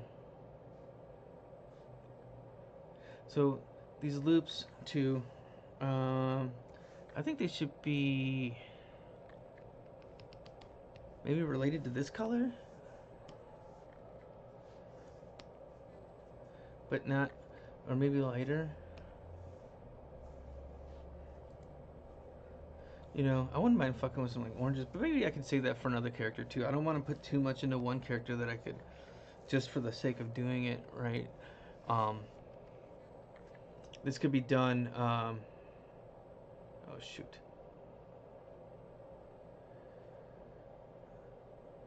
You know,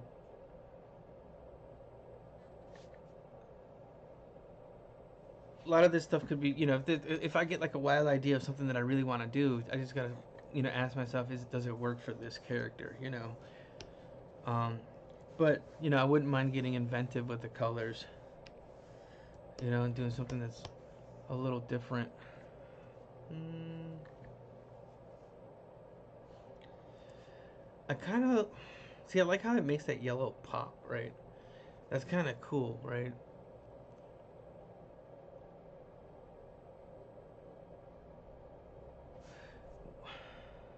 Let me see.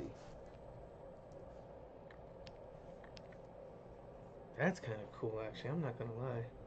I kind of like that.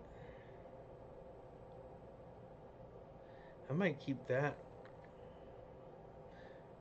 or work off of that and start kind of working backwards and kind of adjusting the other colors to kind of work around this, because I almost still think it should be like solid black, maybe. Nope.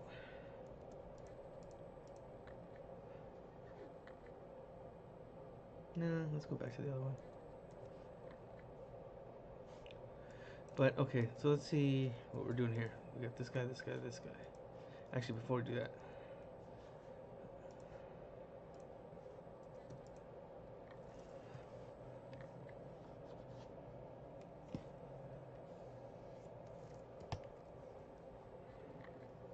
but it's which is funny too. Like funny enough that like I was getting off of like superhero, because I never really got like growing up. I wasn't really too much into like sci-fi. Definitely not like hard sci-fi. Just kind of soft, maybe like mainstream type stuff here and there. I love Star Wars, but I never delved anything beyond like the movies, and when I was younger than that, the toys. Um, but I never read the lore. I didn't give a shit about the lore. For me, like Star Wars, and that's why I love Jedi. I mean, I was the right age for Jedi when it came out. My mom loved Empire. I loved Jedi, but it was just the weird fucking characters. It was those monsters. It was the Henson effects. It's like I would just ate it up, right? And I loved superheroes when I was a kid, but like the TV shows, like I loved like Wonder Woman, Incredible Hulk, the Superman movies. That kind of makes it look like a shadow, though. See, that's the thing. It's like it doesn't look like a color separation anymore, which is cool. Like it creates a nice image, but we can do that in the shadow stage. I think maybe that's what I need to like kind of make clear, is that it's a color break. You know, um,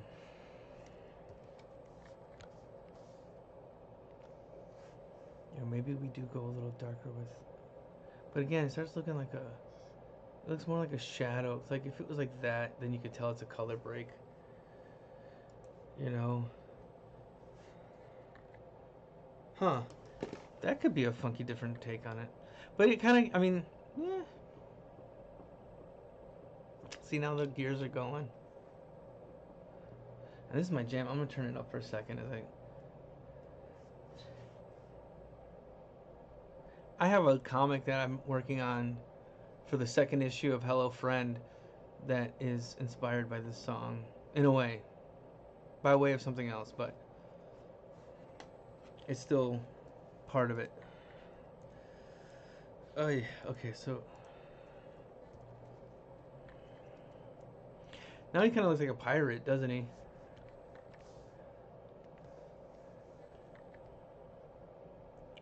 Maybe that could work. Because I do kind of want that separation, but I also, okay. We can do something new here, right? We can create stuff. We can make shit. What if, okay.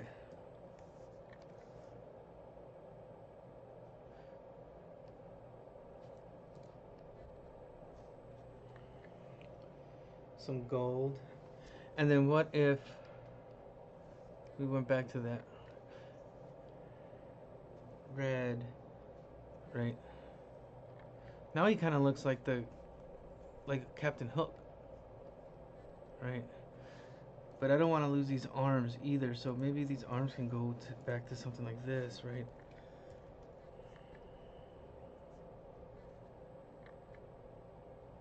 See, I kind of want to use that inside of his cape to create a silhouette for his body, right? And he's not short either. He's got short proportions, but he's not short, right? So, I don't know where he is in the lineup here. Here he is. Well, I guess there's a lot of tall characters, but honestly, I think he would be something more like this. Why? There we go. Okay, you can't see it. Okay, here we go. See, so there he is on the lineup. And, you know, I would take it like he's something like this. He kind of towers over people. He kind of looks like a certain world's richest man from this point of view. Kinda. At least in that drawing. So that drawing was actually based off of this sketch. So it's gone through, you know, this was the original sketch, and then I did this guy here, and then I kind of sketched that when I was just doing, you know, designs off of sketches. Actually, shit, I should have. I think that was already in here. I don't know. But whatever, it is what it is. Kind of like how hard those angles go. But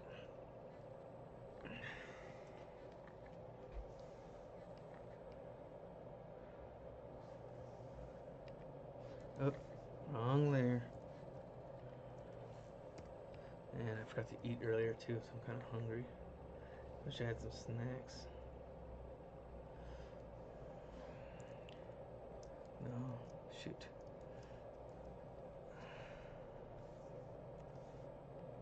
Oh, shoot. What was that other color? It was like this. It's a little too bright, I think. You know, the other thing I was, oh yeah, because where I was gonna go with it is if the cape is a little lighter, we can also go this route, right?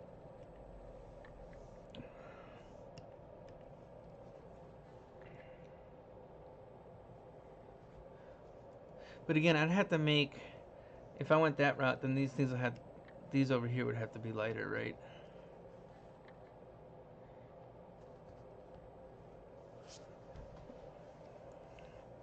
Or, you know, at least a different color so that not to confuse.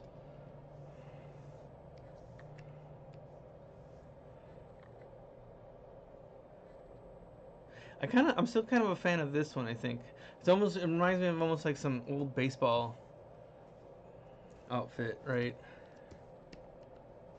And then let's go something just a little slightly different for that. That's too close to the thing. Right. But what if this is just like a dustier gray? Because I think it would make. Or, I mean, the other option is just leave those as seams, right?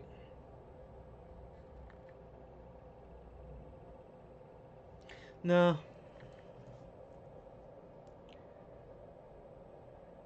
Shit. This might be it. I don't know.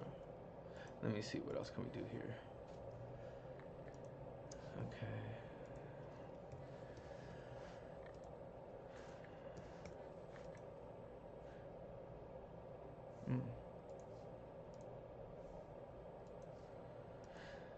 because I do want it to stand out from the cape enough to read, right? And I think if we go lighter with the cape,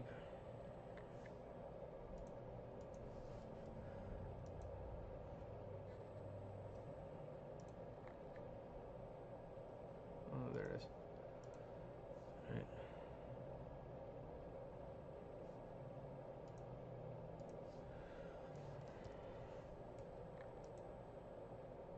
Kind of.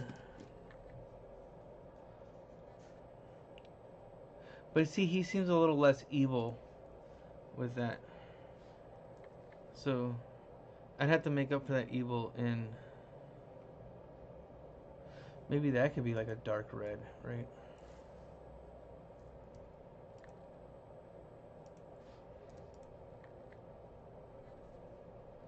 My goodness, I'm gonna have to get something to eat after this.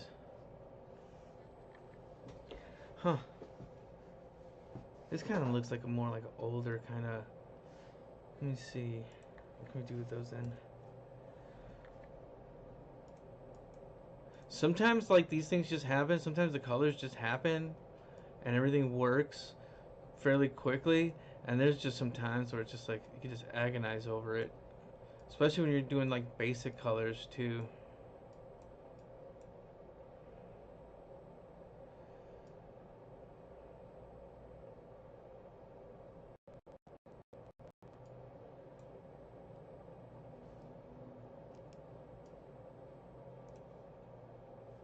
Let me see how it looks like on my other screen. Yeah, I think we need to definitely go darker with that part.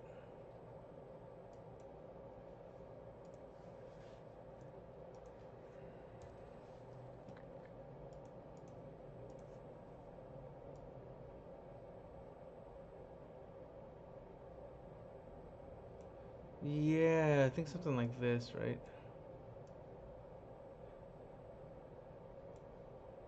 Maybe even the color of his shoulder pads. Is that what we started with? I think it could be. Hmm. I still think that looks better, but it might be oversaturated.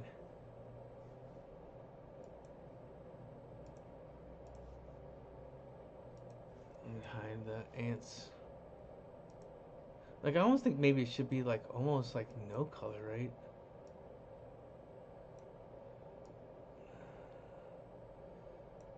Yeah. I think something like that. But I mean, the thing is, like, what I'm concerned about the this side part and then the main part being the same color, is is with the shadows or them being too similar. Same with the gloves too. Like I think it's gonna fuck with the shadows and the highlights too, right? So I mean, maybe I think with the gloves we go the same as the cape, right? You know, I kind of like this weird like baseball glove-ish or baseball uniform, but let's should we go back to red on that? Or should we keep it? Oh, that's kind of dope too. You know, again, I'm wondering if it's like too uniform, like all the same color. He doesn't really pop in any way. I think, although I got to be careful with his lips being right where they are.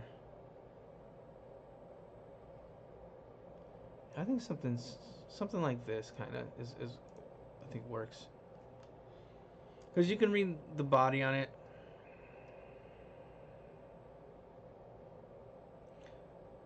So I'm wondering if I should just do this little emblem here on his head. If I should just kind of keep it that same yellow. And then we can just adjust the other two colors. We can do something like this too. I think that would kind of be dope. Yeah.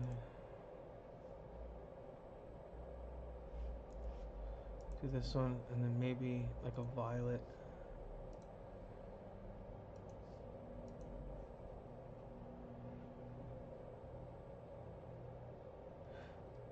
I might let me see.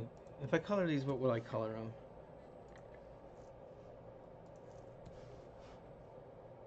Again, I do tend to jump around a bit here. Something catches my eye where I'm just like, oh shit.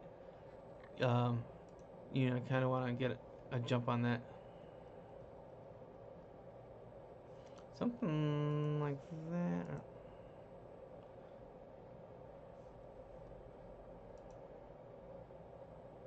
100. I don't know, man. I kind of think this could. Now I'm kind of reconsidering. Okay, this is what I'm thinking right here needs to change, maybe. And this right here needs to change. And I'm wondering if this can be the same as this up here, as this helmet. Oh, I'm in the wrong layer. Right. Yeah, and then we'll get this done up pretty much there, and then we're gonna move on to shadows, and then we'll do line art. So let's finish these flats really quick, or let's see. Okay, that works for me. That's fine. Or would the gloves be like this, maybe?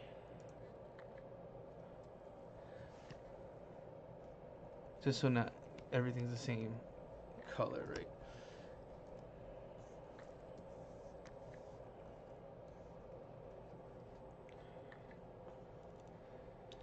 And his boots would stay the same color. Let me see. Okay, I'm gonna go just a little darker, but not as dark as that.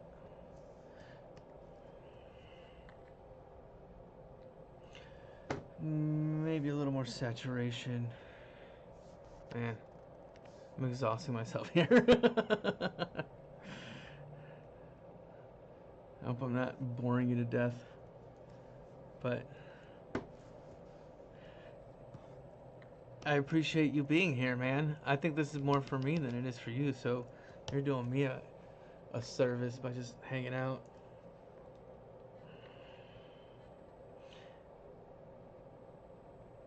See, I can't dress myself for shit either, so I don't know shit about fashion. I just kind of winging it. Pick up little things here and there, or I'll look at reference just to get ideas, but other than that, don't ask me what goes with what. And it goes with like decor and color too, man. Like I'm better picking out colors for like a character like this than I am doing any type of interior decorating or shit like that.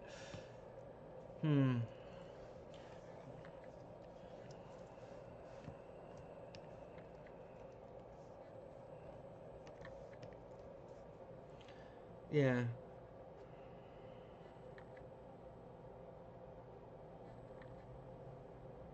I wonder if I should make that skull gold. No, because this is kind of comic books. I kind of want things to pop where they need to pop.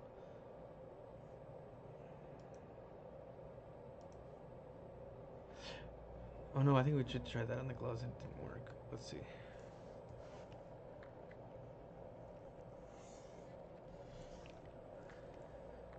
Yeah, I think we're there. We've made up our minds for better or for worse. We can always tweak it later as well. You know, um, obviously nothing's final until it's on screen, and even then, in some cases. But for the most part, I'm gonna put away this other layer. These color notes, right? So this is it flat. Now, we're gonna add shadows, and we're gonna add that on a shadow later.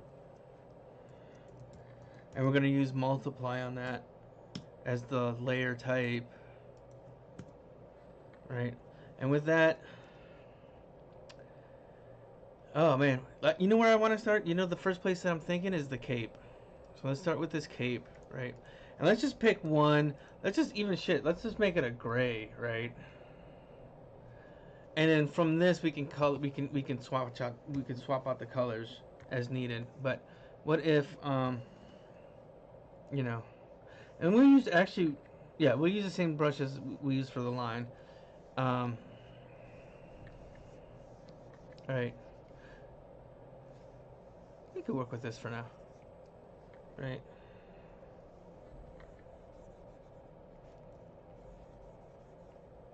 You know, kind of pick a generic light source. You're kind of doing it more for, you know, this is all for example, anyways. So you want to, you know, just tell the animators this is what it looks like when this is happening. You know, when there's shadow. You know, depending on what lighting they're working with, according to their boards, um, you know, that's going to determine what the lighting is.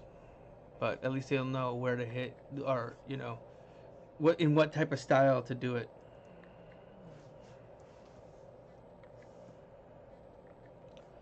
Right. And you might want to pick, you know, I mean, if it's a production, I don't know if I'd quite use this one because especially on the face, it's gonna come in really, really heavy. But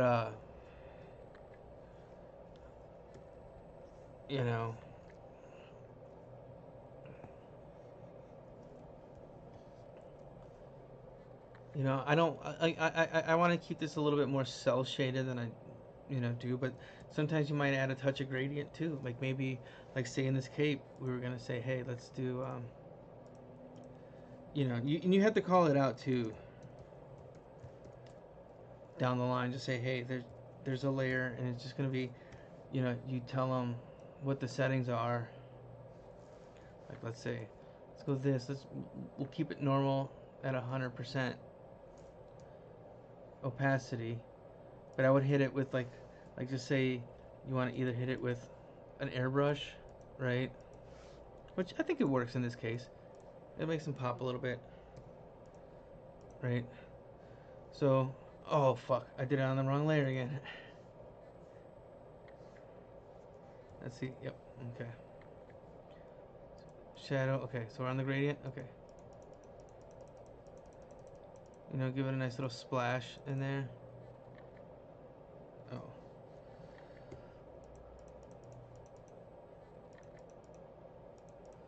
It'll give it a little dimensionality, but it's nothing too heavy, right? And so, I'd label the layer gradient. Um, so for the shadow on the body, see, this is why it was such a trick to try to get this. I mean, first of all, he's very dark, right? So a shadow is only gonna make him sink even further into, you know. Okay. He probably needs highlights actually. Let's start. Let's do the face really quick. You know, I mean, he doesn't really need them because I think he's got some built-in shadow, right? Maybe over by the nose, I guess. If you want to do that, but he's not gonna have a whole lot because of that call out. Oh, where are we at? Okay.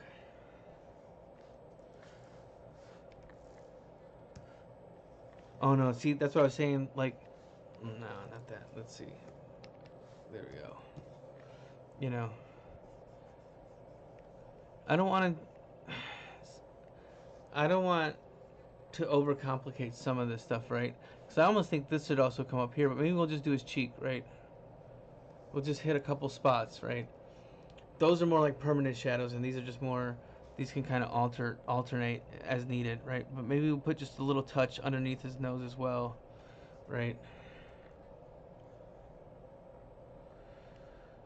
Just kind of accentuate it, And I think that's the thing too with some of this stuff, depending on what you're working on, how realistic you want the lighting. But I think it's also fine to use it as a stylistic effect, right? Like, yeah, this isn't following where the light source is coming from, and that's not what it would do in real life. But it really creates a nice, readable image. And again, like this is all about communication, right? So you're trying to see, like, I don't think I would, I can't, like, throw in too much, you know? Or if you want to put it on one side of the nose like this, too, maybe that's how it should work, right? We make it lighter on this side. And then, you know, as it moves on, it kind of gets wider, right? So it kind of starts off like this, and then we bring it back in, and then we kind of bring it into the nose as well, or the nostril, right?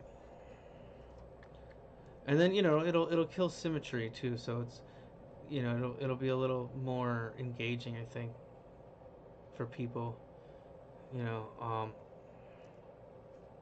I think with these, and actually this would be determined too by the profile, but it's like, okay, where does it, and is that shape, is it more like this, which is probably what I would do. Kind of put a little bit of Waverly into it, waver it, weave it, and then maybe this too, because this is probably a little bit more variable than like the sunken in cheeks and the brow, right? So here as well, we'd probably do one here, and then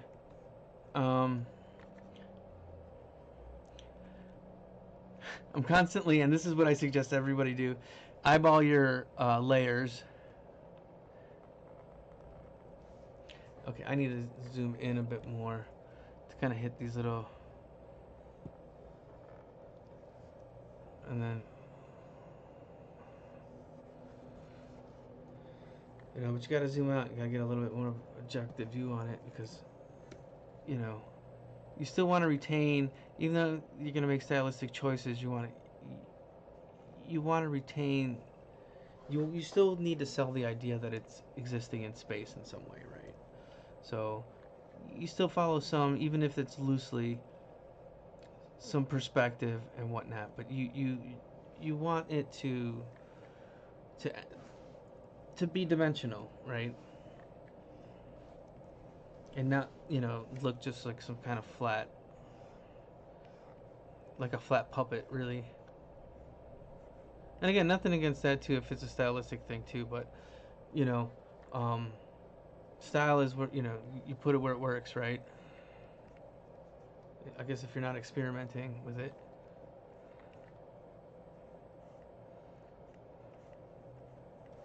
Right. Well, with this stuff too, we're trying to sell as much of his character as possible, and like, he doesn't seem like he's a decent dude, right? Maybe he was once a decent dude.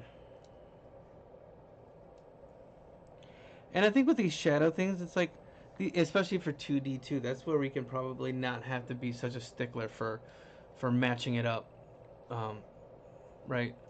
So, except, just, I guess, in the major point, because I was bringing out, like, well, we guess it in the profile, because maybe in the profile it's like, it's this, right? And so the shadow will determine that. Or maybe it's this, right? But I think this works. But I want to, just as long as it's selling the space that it's using,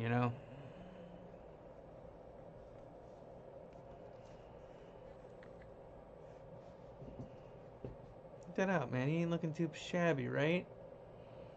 Or is that just me? And maybe you could do, maybe that could be the color of the shadow too, when we get to that. And so from here it looks like that at all times, but I kind of just wanted to include these color notes just to let them know, like, hey, be sure to follow these contours here. Maybe, actually, you know what, now that I think about it, that would probably better exist on, well, I don't know, because if I took the shadows off, I still want that to be there, I guess, is the point, So, yeah, we'll keep those as is. We don't need to worry about the teeth now that we got, like, the mouth done. I think now we just got the body. See, and I'm wondering here is like, do we do shadow or do we do highlights? I almost think we need to do highlights. You know, we use the same brush, but this will be lighter, right? So let's get another. Oh, let's just go white. Not quite white. Let's just go. Kill the saturation. Just let me see. Oh man. Okay, let's see. All right. And again, we'll swap out the colors for this stuff as well. But I almost feel like this would work better. You know, we're not gonna put highlights on the cowl, but you know maybe. Wait, let me get this other glove. You know, and this other light source here.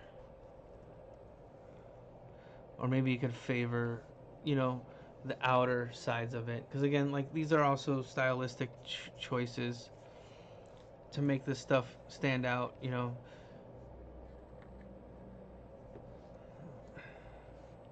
Maybe this, you know, and you can create like interesting shapes with the shadows as well and get inventive with them, you know. Sometimes you want to cut it up, you know, you want to do something like that where it's a little more, you know. Same here, you know. You want to cut into it a little bit. Just hit the spots where it needs to hit, right? Yeah, I think this is going to be the way to go for the body instead of doing a shadow. That'll let us keep it darker, um, because the shadows will just get lost on this anyways, and it's just going to, I think it would just make things more confusing, you know? Right. Oh, I got to do the other thing too. Okay, what time is it? Okay, so we got like another hour and 15 minutes. We're pretty much there, I guess, right? I want to add a couple secondary colors. I kind of want to, I don't know if I want to do something with his nose, right? Or if I kind of want to leave it as is.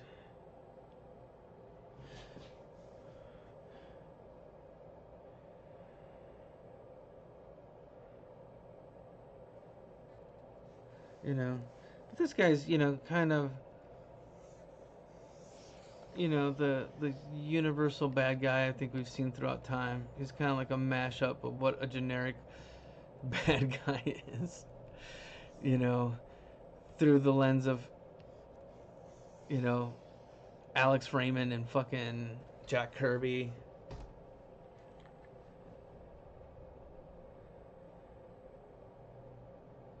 And it, yeah, like he kind of took on that form as we were working on this turn. You know, I wonder if I want to do another take on it sometime, but keeping these more of this type of portions where he's more of like a loaf of bread than, you know, this kind of rounded out emperor.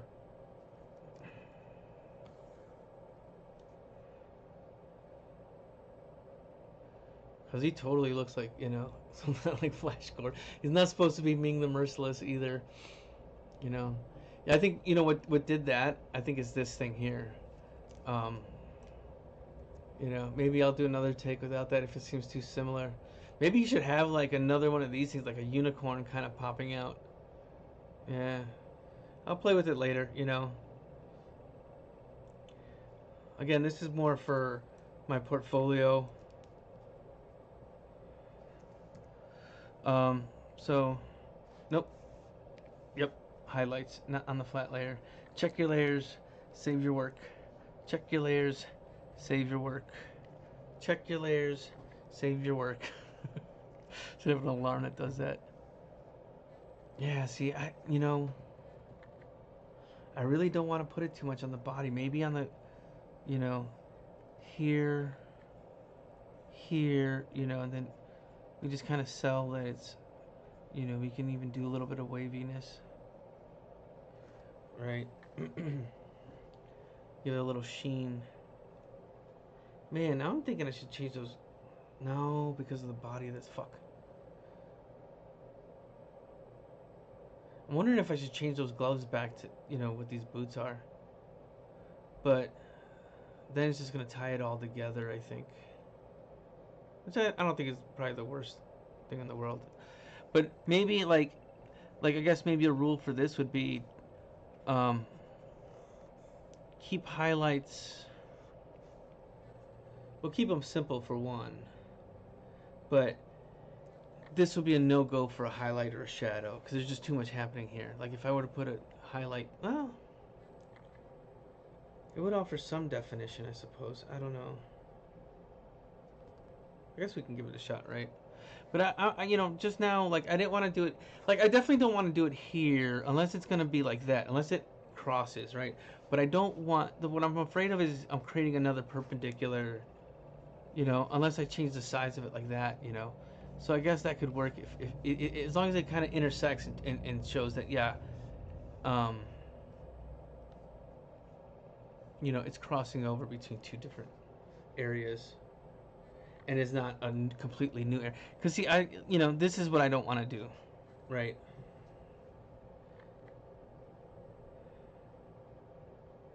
Although now I'm wondering if that maybe could work for this instead, right? Like, okay, let's try something out.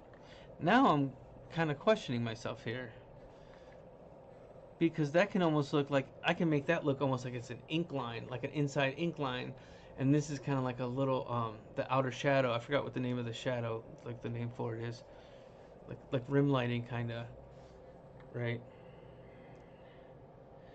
But maybe that does add a little bit more dimensionality to it. Let me hide the marching ants. Maybe that does work, man. I think I was wrong about that. And then maybe do something. This, you know. Maybe keep this. Because we're going to color those, you know, according to where they're lying. What's the matter, Herman? Herman's crying. Let me take a quick break again. I think Herman wants out, so uh, but yeah, I think you know that's kind of part of the discovery, right? Give me a second. Is doing this stuff, right? Just as long as it doesn't kind of fuck that inner line too much, right? So, like, all right, Herman, give me a second. Okay, I'll be back in a second. Give me.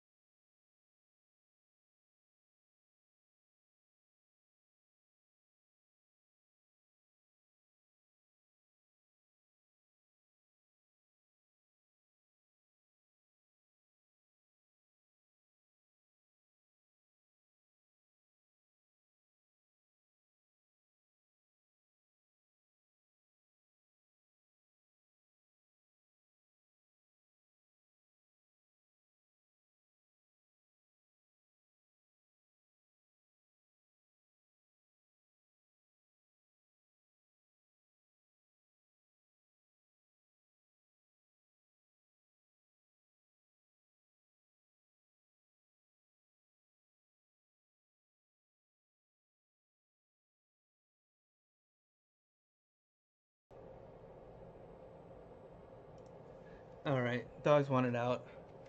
My sister's out there, and so they're excited.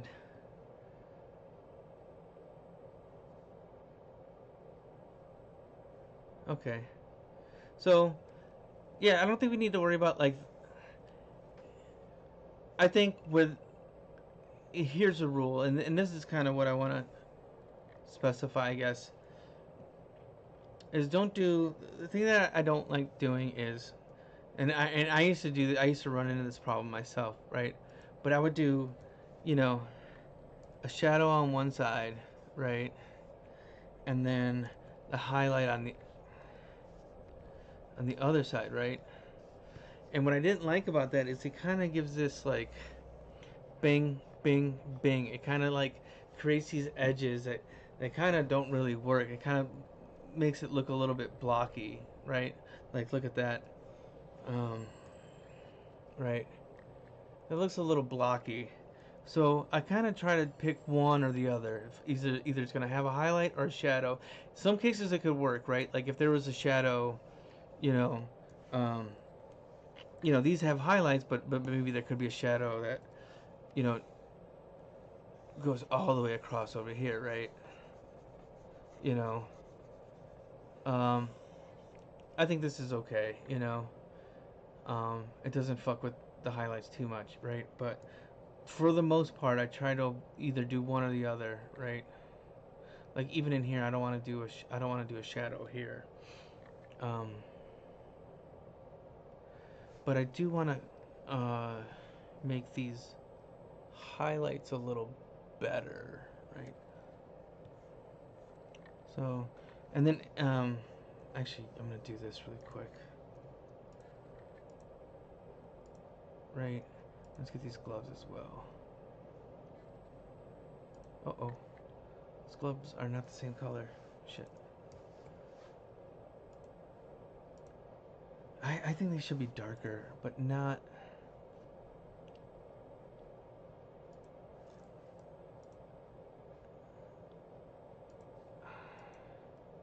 Let me see. Let's go,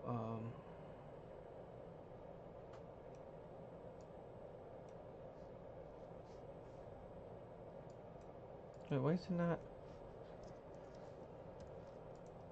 Oh, I know what it is.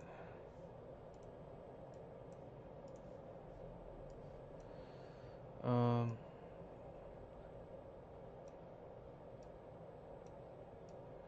Maybe desaturate it. Make it a little bit more on the... Yeah, there we go. There you go. Somewhere around here. Maybe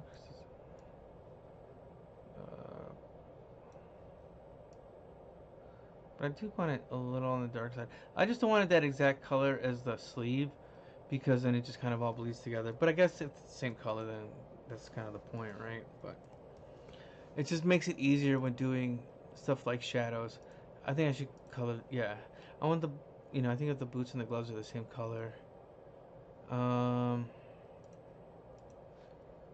Oh, shit. See... Oh, see, I just did it. Crap. Okay. Alright, let's see. Okay. Okay. So... Um... But...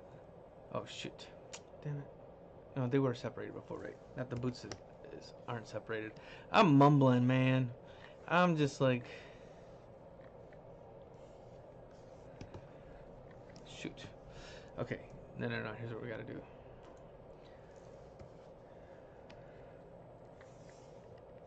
We'll just do this. Oh.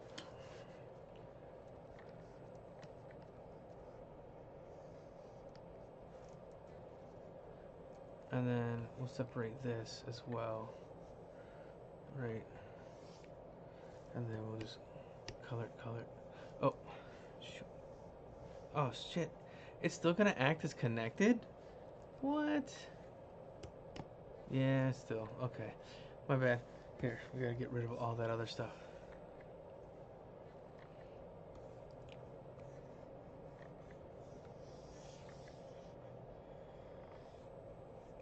Alright. Whew. Alright. So let's make sure that's what we did here. Right. Good.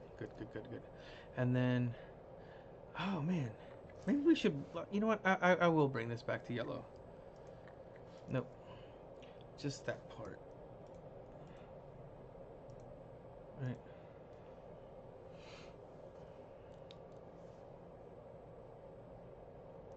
What do you think about that? So from here, what I want to do is I want to give. So let's see. Do we have our highlights? We got to finish the highlights on the gloves and the boots. So we got some more to do. Did we do our shadows? Yeah, I think we did. I think we got those covered. And I guess the thing is too. Less is more, and that's something that I have a hard time with. You know, so I'm kind of telling myself here, but like less is more. Think about like, you know, what the process is down the line and what they got to go through, and whether they can interpret your stuff, or you know, you might be doing stuff that you think is cool, and it just doesn't make down the line. It doesn't get interpreted that way, and you just spent all this time on nothing, right? You just put all this effort into it, and it didn't even communicate properly that, you know, actually, let's see. Let me see, how did I do it on this club? Yeah, let's just, you know what? Well, we do want to define the stuff too, right? So that's kind of what these highlights and shadows are for too, is for spelling out like, okay, this is where his finger is, this is where his foot is, whatever, you know. But again, like we can add some graviness to it. Add some graviness. Um, Kind of gives it the impression of it's like a shiny, like, what would that be, like a like vinyl or something like that, latex. Not latex, but I think vinyl probably. Is that too much? Let's see. Is that too much? Is that too much highlight? No, I think that works. I think that works. I think it gives them a funky look to them. I think though, if I want to do that though, I think I want to do that here as well.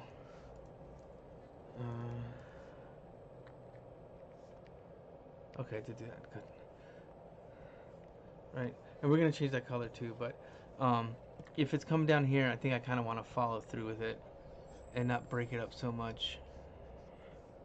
The boys are back. The boys are back. Look at, what's up, buddies? What's up, Herms? Uh oh. What's up, baby? Oh, I gotta throw the. Look at this. This is the other thing in my life that's competing for attention and affection. That competes for Herman's love. Okay, no, we don't. What are we doing here? Oh, we're just doing it on this one, right? So maybe even if it's like a wider shape, continuing that, and then it kind of just tapering off and doing this other thing, and then it picks back up, right? Looks like Batman now. Yikes, you can't get away from the tropes. The tropes are everywhere. Like, I'm not going to worry about doing a highlight here, or even here, because they're in the middle of the thing. But I'll do it, like, say, you know, just for definition's sake, right? We'll do it here, right? And then we got our vinyl waviness, right? And then maybe there to, like, where the boot bends. Oh, I'm on the wrong layer, Garibaldi. You fucked up, bro. Alright, let's go back to highlights. We're on a roll there, too. Jam. Oh, I'm DJing next Wednesday, I believe, at Royal Palms. So this is gonna be the last stream before then. I'm gonna do some promo on Blue Sky, and so if you like this playlist that I'm listening to now, which, to check in, we're on track. Ooh, we're not that far, are we? 33, Share the Night, world premiere, Simon Kennedy. The links are in the chat if you want to check out what I'm listening to. Oh man, I fucked up here too.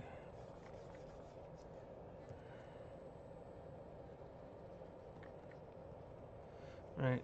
Or actually, let's favor the outer edge on this one, right? Right. We'll favor the outer edge. We won't put one here. And then, we'll do this.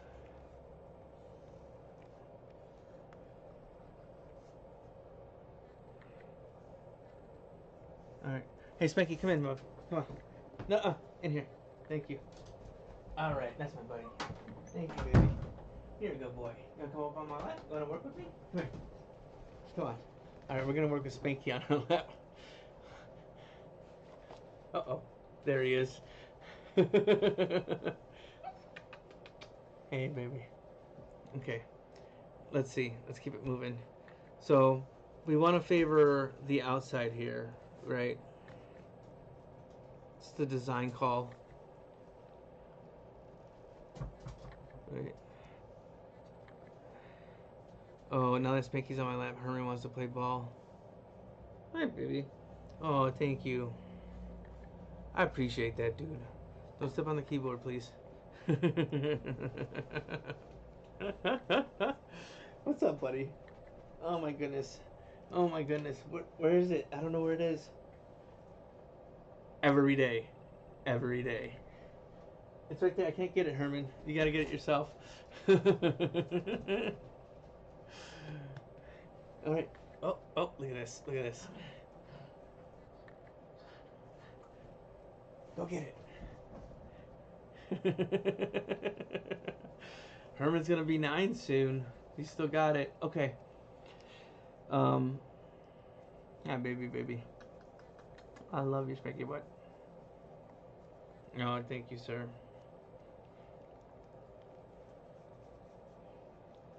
Okay. All right, Spanky, I gotta do this. All right. Say bye to the chat. Bye, chat. Oh! He just knocked me off my fucking nose. Ow! Oh my God, buddy. Relax. It's okay. Wanna give my nose a kiss that you just bopped with your hard head? Oh my goodness. Ugh. Look, you okay, buddy? Panic there, buddy. It's okay. I'm just gonna put you on the bed. Oh. That'd be awesome if it fixed whatever, like, making me sniffly. Or makes, like, one side of my nose like I can't breathe. Okay. So that was a few seconds with the boys. Okay. So I think we got all our shadows and we have all our highlights. Do we want to put a shadow here maybe? I think one more place for shadow would be here. Or highlights. Actually, let's do highlights instead, because I think if I put a shadow, it's gonna clash with this part right here. So I think we'll do highlights. Oh, but if we do that, we gotta follow them through. So okay, yeah, we'll give these highlights as well. Same thing. We'll just favor the top, right? I think for the most part, we're gonna try to favor the outside edges with highlights. But we'll see. We'll see how it all works out. There's no like super hard rules. These are more rules to just kind of speed up the process. So it's like you don't have to think too much about it, right? It's just like, okay, this kind of works. You know, it doesn't have to be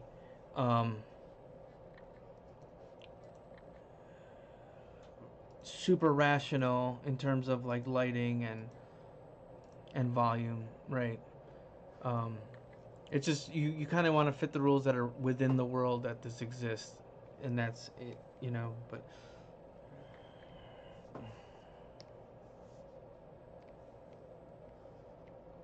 oh, well, I gotta reselect it, but I want to do this while I'm here.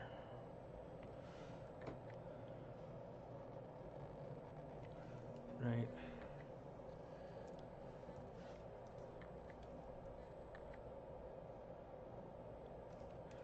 And then I kind of want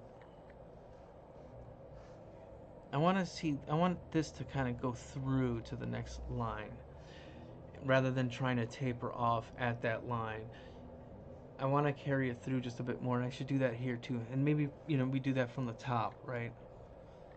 like there's some follow through from the previous shape. Um, and I think that it'll make things look a little less disjointed, right? Kind of keep a little bit of uniformity in that, you know. So see how like right here where I'm painting this part of the belly, it kind of comes onto the belt too, and this where it's like part of the elbow goes onto the glove. I think it just helps. Oh, dude, it helps for reading. You know, it just helps with the read, in my opinion, because then you get to see the outline, and the outline doesn't kind of just clash, right? You see the actual demarcation between the two items, right? So like this would kind of be pulled down to here. Um, you know, this is something a little bit different because it's not going all the way through, but actually I should, if I want to keep that. It could be thinner on one side over the other, right? But again, I think it's one of those things that if you were just to get rid of the line, you know, you kind of find a cool cohesive shape and not just, um, you know, chunks that, you know, can kind of break the design, you know. And I'm not saying that I'm not breaking the design right now, too. You know, we're gonna test this out. But yeah, see, like carry this through, right? But this is going beneath too, so it's not gonna. I'm not gonna bring it out like I do. Oh, actually, this shouldn't do that here either. Well, I guess it's following the shape. I guess follow the shape, follow the outline. I guess is what I would say, and play off of that, right? So figure out what like what when I was talking about space relationships, when I was drawing, it's the same thing with coloring too. It's just like, what's this point versus this point? Is it too even? Does it look like stripes, or can you tell that okay, this is just a cool, like this? Actually, I probably have to bring up like this, right? And this is a tough point too because of that juncture of all three shapes, right? So, you know, again, you just want to make sure that the shapes work. They're not too confusing. You know, and colors are shapes, right? So, um, we still need to hit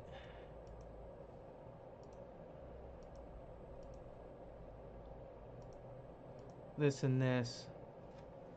Maybe I'll open up because I want to show you. Actually, let me put you on pause for a second. I'm gonna dig up a file. Is when I was coloring the comics. It was called Teen Heaven at the time. It's called Pinkatole now.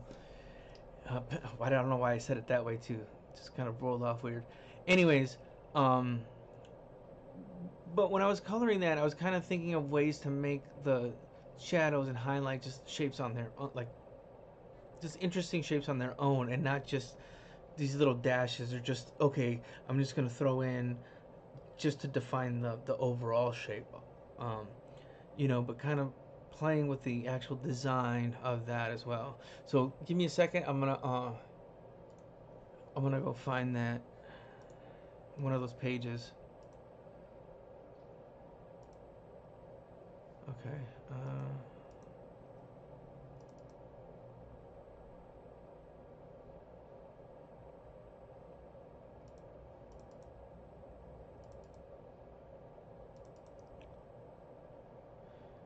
And I'm trying to find. I'm gonna look for because this is like a newer version of these pages. Um, but it carried over. Okay, here's probably. Oh, and here's another great example too. So okay, cool. I'm gonna show you in a second. This is gonna be serialized also, starting Hello Friend number 7. So this down the line stuff, but it's all in the works. Um, but this is from about you know, the drawings were originally done in like 2004. Then I kind of redrew them around 2006, 2007. I redrew some of them, and then in 2008, 2009, when I first got my Cintiq, is when I'm like, you know what, I'm gonna go all digital. I'm gonna try to ink these all digital. So this is from that era, but then I kind of dug back into them in like 2010, 2011 when I moved to LA. So, they've been layered, and so some of the stuff's gonna be used, some of the stuff's gonna be redrawn, reformatted. But, when I was talking about the shadows, like this is kind of what I was talking about right here. Trying to do something, and that's a highlight too. But this is for comics. It's a little easier to get away with this in comic because I don't have to turn this and figure out, okay, now where does that line, you know, previous panel, next panel doesn't really have to carry over precisely. Like look at Hector, he doesn't have, he's got this shadow here, but it's not here, right? But it's here, and these shapes they change. This guy's shoulder blades. It's like look at here's got, one bump here. Here's two bumps. I could do that. It's comics. Here it's just not even that much of a bump, right? I can kind of break that because as long as it carries over from panel to panel, but this wouldn't work if it was animated because all the drawings would have to shape and morph, and it would just look weird, I think, too. If you just saw this shape turn into this shape, turn into this shape, it would have to happen in between takes, in between shots, I guess, when you move the camera or you edit it out, then it comes in with a newer shape, and then you stick to that for the entire scene, and then the next scene, you come in and then you stick to this for the entire scene. So I guess that's what a panel would be, comparable to animation in a sense, you know. Um, and it loosely, because I mean, one thing can be spread out over many panels.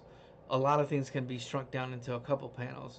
It's a different type of language, but you know, like these guys right here, like the shadow on that, you know, I was trying to figure out, okay, you know, how can I make this stuff fun, right? But it works a little different for animation. Same thing with these pants, right? The shadows and the highlights, but I don't know if I figured it out at this point. I don't see any highlights and shadows. I think I just see two. I try to keep it down to two. Um, but if I play with it, like I would throw something into the shadow that's a little softer to kind of, not compete with this, right? I would come over here and I would do something just a little lighter, but I don't want to do. Yeah, this kind of I don't know if these are highlights. I don't know where those. You know, this was all flat too. Jeez, I did all my shadows on flat. Are you kidding me? Oof. Oh, I did. Oh no. All my shadows on a flat. I remember a friend of mine when I first did this in 2008. He's like, "This looks beautiful." I was like, "But you're never gonna finish it," and he's right, because look at how deep this goes. Which I guess is kind of, like the stream right now, because I'm getting off track. Plus, I mean, if I were to print that, it would have to be printed like that big too, right? If it's printed like something like this, like you're gonna miss out on all the details. But that was the first bout. So this was back in 2008, and then this was probably like 2011. Yeah, but anyways, we'll come back to that stuff. Oh, and this is the thumbnail. Only I gotta update this. Hold on, let me update it.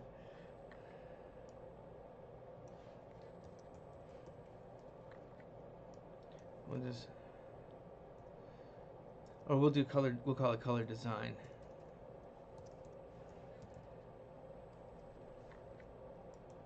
All right.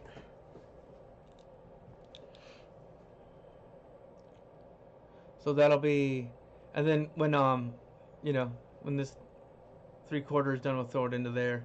So okay, now that we got our shadows and highlights down, we got like 40 minutes. Cool, perfect. Um, I would take, okay, like say I would select all of that, right? All of that color, and what I would do is I would use a derivative of that color for the shadow, right? I would put the alpha lock on, and then since it's on multiply, you're gonna want to play with it a little bit to figure out what the right look is, you know. Oh,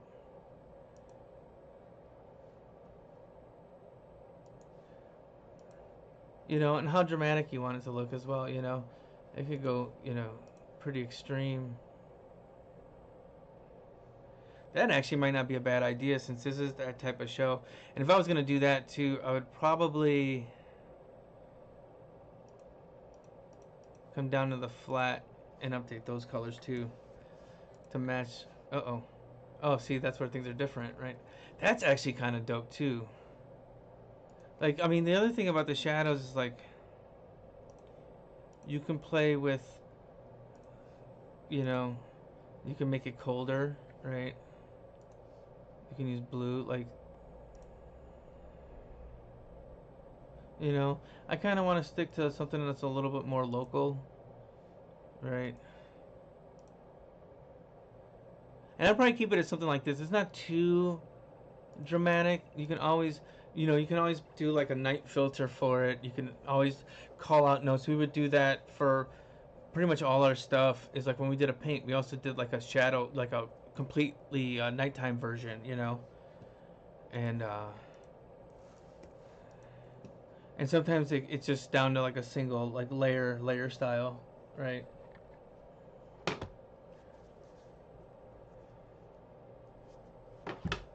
Okay, so with these lips, you know, and here's where I would turn on like maybe all layers because you could just completely just jump through it without having to go back down to the flats all the time either, you know. But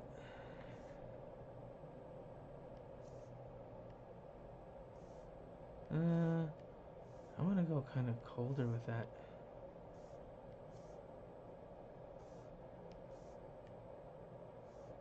Oh shit, Leroy Burgess on the Spotify track number 36. Actually, I'm gonna turn this up a little bit. Hey, what do I want to eat today, dude? I'm like getting hungry. I'll have to go somewhere to eat and do my debrief for the day. The next steps today will probably be thumbnail, and then just take some time out. You know, take the. Well, I think this weekend what I'm gonna do is I'm gonna actually try to write up a quick little script for, um, what did I call it again? Oh, what was it called? Shadow Crash 90. Yeah, Shadow Crush 90. So I literally came up with that name like right before my stream the other day. Oh, we didn't do. Oh, I gotta hit that too. Let me do that really quick on the highlights. And for this, you want to get current layer. Right. That works for me. And then we do one maybe just like kind of one that cuts through a little bit more. You know. And I mean, I think you know the thing is, I probably am getting a little too noodly with some of these highlights. I could probably stand to like, you know, um, again with the whole straights versus curves thing, like this could be just a little chunkier, right? And same with this, right? It could be like just a little more geometric, little harder shapes, right? Simplified, right? So it's not just, you know, we can even do something like this, right? You know, it's a design in its own, right? You know, you could do that. Even this, you could just kind of, and just clean the shapes up too, so it's readable. You know, and then and this stuff is fun too. You know, and then this stuff could be just to play with the boots and with the gloves, right?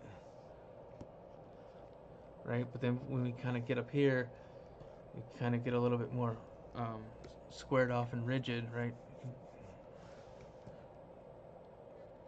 You know, right?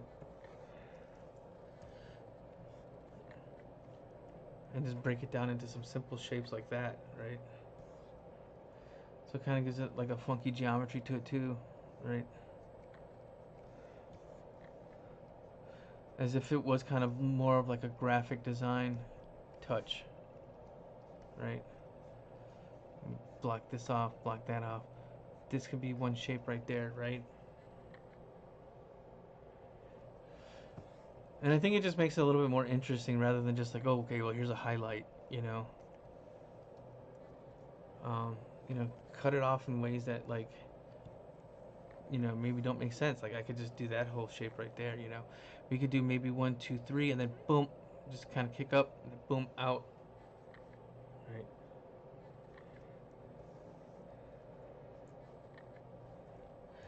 Now it looks like it's headed into like Wally Wood territory. Like Jack Kirby, Wally Wood, Dan Clowes, Peter Bagg. Shout outs to like all the fucking greats. So, um, so we just did the lips. We'll go back to the flat. We'll select that color. You know, we'll come up to the, if it's a highlight, we'll go to highlights. We'll make it a lighter colors. And since this is on a normal layer, you know, we it's a little bit easier to pick out what it's gonna be, right? You could just mess with the color wheel. You guys can't see my color wheel, but you know, I'm just basically like going through and then adjusting, going through. No, it's not that. Going through, go over here and adjust, right? um, I think, yeah, I want to go with something like that for this one for some reason. And then with the gold, you could probably go white on that, you know. Oh shit, wrong layer.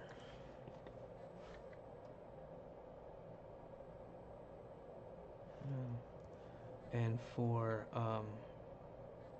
see what we got in the front. And then what we'll do right after we do this, we'll do like um and then I guess, you know, we'll do the lines, whatever lines need to be colored. Um I'm still kind of trying to establish a workflow for this particular thing, this particular stream and what have you, but like I feel like, you know, oh shit again. You know,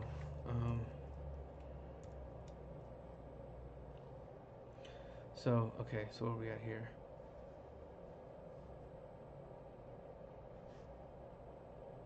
Yeah. So I think again, since these are highlights, these are all going to be one color, right?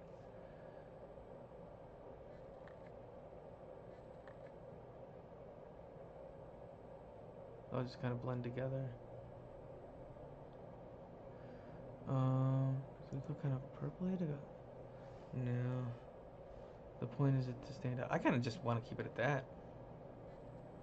What do you think? If there's any objections? But I think this part can definitely be toned down. Right. I think that's kind of what was throwing me off.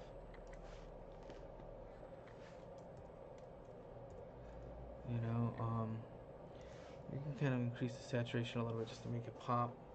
But I don't know. I don't know. I kind of liked it better as it was there. I kind of want to go almost like a more rim light type of. Yeah, actually, that works better. If you ask me. I almost think that. Well, since it's not on here, I guess. Yeah, no, I'm with that for sure. Let's see. And then here, I kind of want to go almost like a deep blue. But then I also don't want it to clash with the. Yeah, that's not it.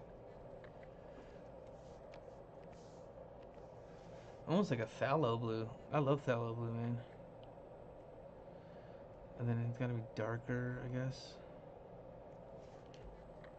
See how it looks like from the front. I almost think that, I think for this character, honestly, I think it needs this on one side, right? Even for the glove, and then this on the other side. Let me see. Do I want that or do I want? I don't know. Do I want that? No, I think I want the other one. Let me see. I think I'm gonna have to come up with some kind of like. Let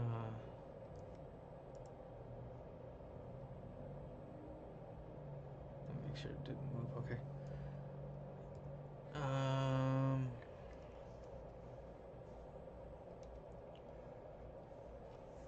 And so maybe for this one, we'll get these highlights for these outer gloves, and then for the inner stuff, we just keep that, right?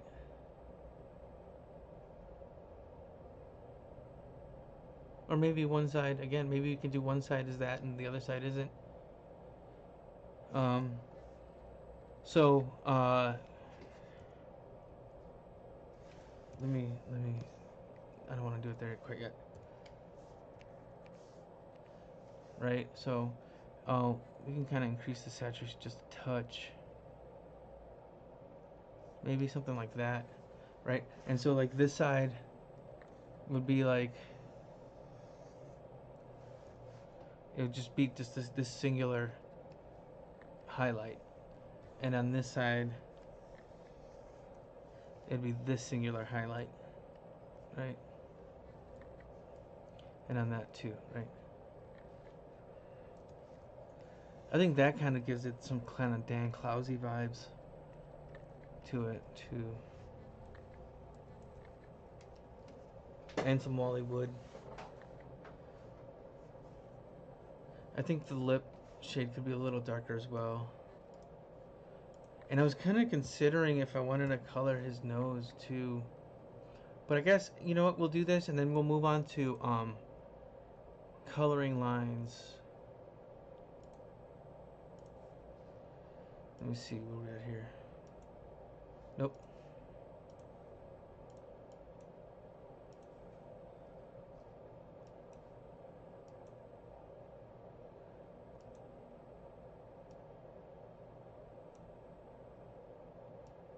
Make it a little darker, I think.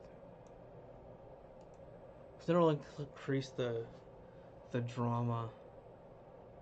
So, okay, let's do lines. I think I did some of these lines out of whack, so we're gonna...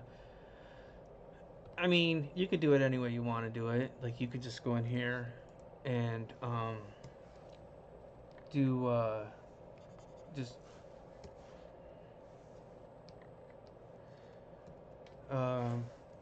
alpha lock it, right? And just kind of go in here and color it, right? Because I kind of, you know, that should have been on the second line layer, right? Let me see. I'm gonna color that as well. See, this is line 2, right? So I think what I'm gonna do really quick is, at least for this eyeball right here, I'm gonna take it off of here, right? And then we're gonna treat it as line 2, right? And I kind of, maybe his nose. Let's see. I don't know what I want to do with his nose. But here's another method to if you want to color lines. None of these are perfect because this is something where it's like if you adapt the line, you know, if you just got this block of color, it can bleed into other. You know, it's just kind of a pain in the ass. Another thing to clean up if you need to clean it up. If you, especially if you move things around. But you know, you do on this line layer. I'll show you my layers really quick. You know, I created a clipping mask on top of it, and that's the color line. So that way, I can, you know, I can paint bucket it a little quicker if I'm on that layer. So if I wanted to color this nose, right? You know, which I wouldn't do that. That's too light. But I would probably do something like this. Honestly, that'd be kind of cool, just to make them interesting. Is to color this line all the way down to his nose, right? Not even the scar. Leave the scar as is, right? This is a little scar, I'm assuming. But just color that nose. And he already kind of becomes something else, right? But the thing is, like, with doing a colored line, especially on something like this, like, I wouldn't probably have it if his nose was breaking the silhouette, right? I probably wouldn't do it if it was coming out this way. I probably wouldn't do it on the profile. I think that would just stay black line because it becomes it on the outside, you know. And here it's contained within the face. So, you know, it kind of reads fine. But, um, you know, if I was, you know, when we get to, which I'll do, I'll do a screen record of it. Um, Honestly, I'm gonna do a screen record of the profile in the back. If you want to take a look at those, really quick. Let's put this up top, and then, you know, so I'm gonna try to get these done, and then actually he's gonna need another profile as well because of this half of his face, you know. But now that I've got it all figured out too, that shouldn't take too long, right? So I'm gonna do that as its own recording, and I'm gonna try to stitch together some kind of, you know, on demand or video on demand, or uh, yeah, it'll be on like YouTube, you know. Maybe I can chop that stuff up into smaller bites too. I'm not too well versed when it comes to editing, you know. Another thing, I mean, and this is another artistic choice too if you wanted to do it, but this is kind of a bigger move, is we got here in the highlights, right? And oh no, but that's the shadow. Yeah, there's no highlights on this because there's shadow. So I was gonna say, if we were on the highlights layer, you know, we could take this, right, and we can come up here and do, you know, the other side of his nose to get that shape down, right? Right. You know, and then you have to cut it. Oh crap. Right. What would that be? See, you know, it kind of throws everything off, I think, because I mean, honestly, like a highlight would be like that, right? You know, it'd have to be something where it kind of falls. Actually, that's not too bad. You know, if I were to do this, right?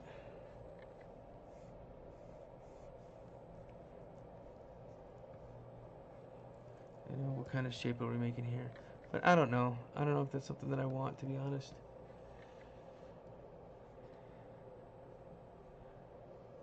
And if I were to do that too, I probably wouldn't. I probably would like follow more of what the contour of the nose is.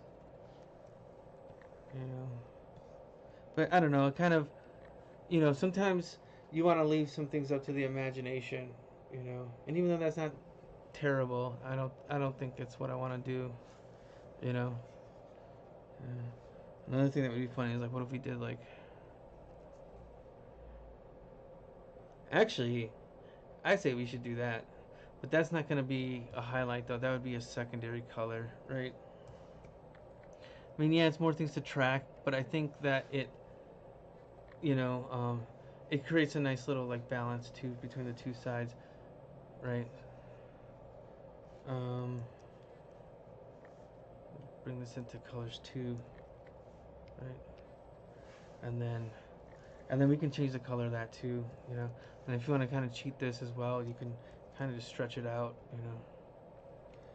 But I would probably want to do something more like, you know, rotate it a little bit, follow the shape of the nose better,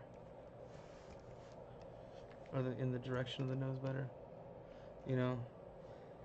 And then too, like, this can actually kind of come out a little bit more. They can kind of spread out. Ah, shit.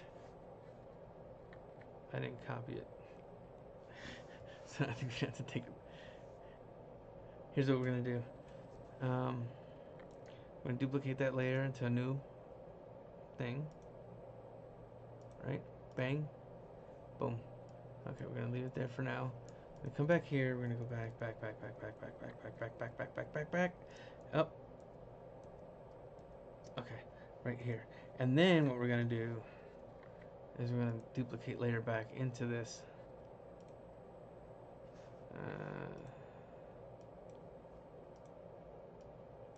There we go.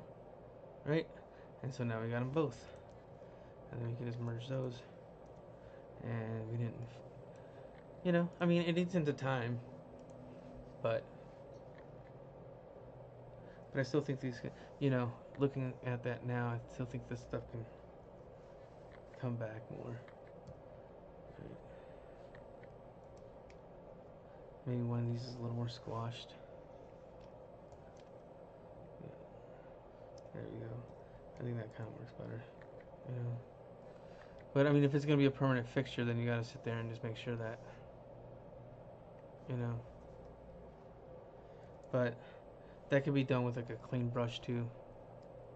I'll stick with that. Let me see how it looks on that. Yeah, I'll roll with it.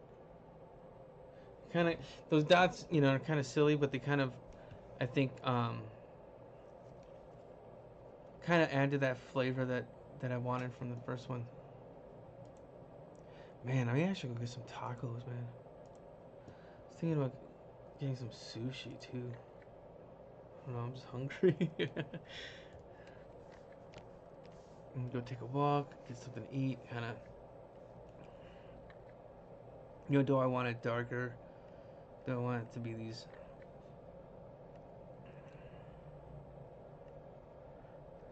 I kind of like the idea of them being a little lighter. You know, another thing, you want to get a little interesting with it. You can make them 3 different colors, right? Oh man, I'm starting to get like lightheaded from not eating. All right, we got like 15 minutes left, so we're pretty much there. We're working on details, nitpicking, whatever we're picking. Let me see.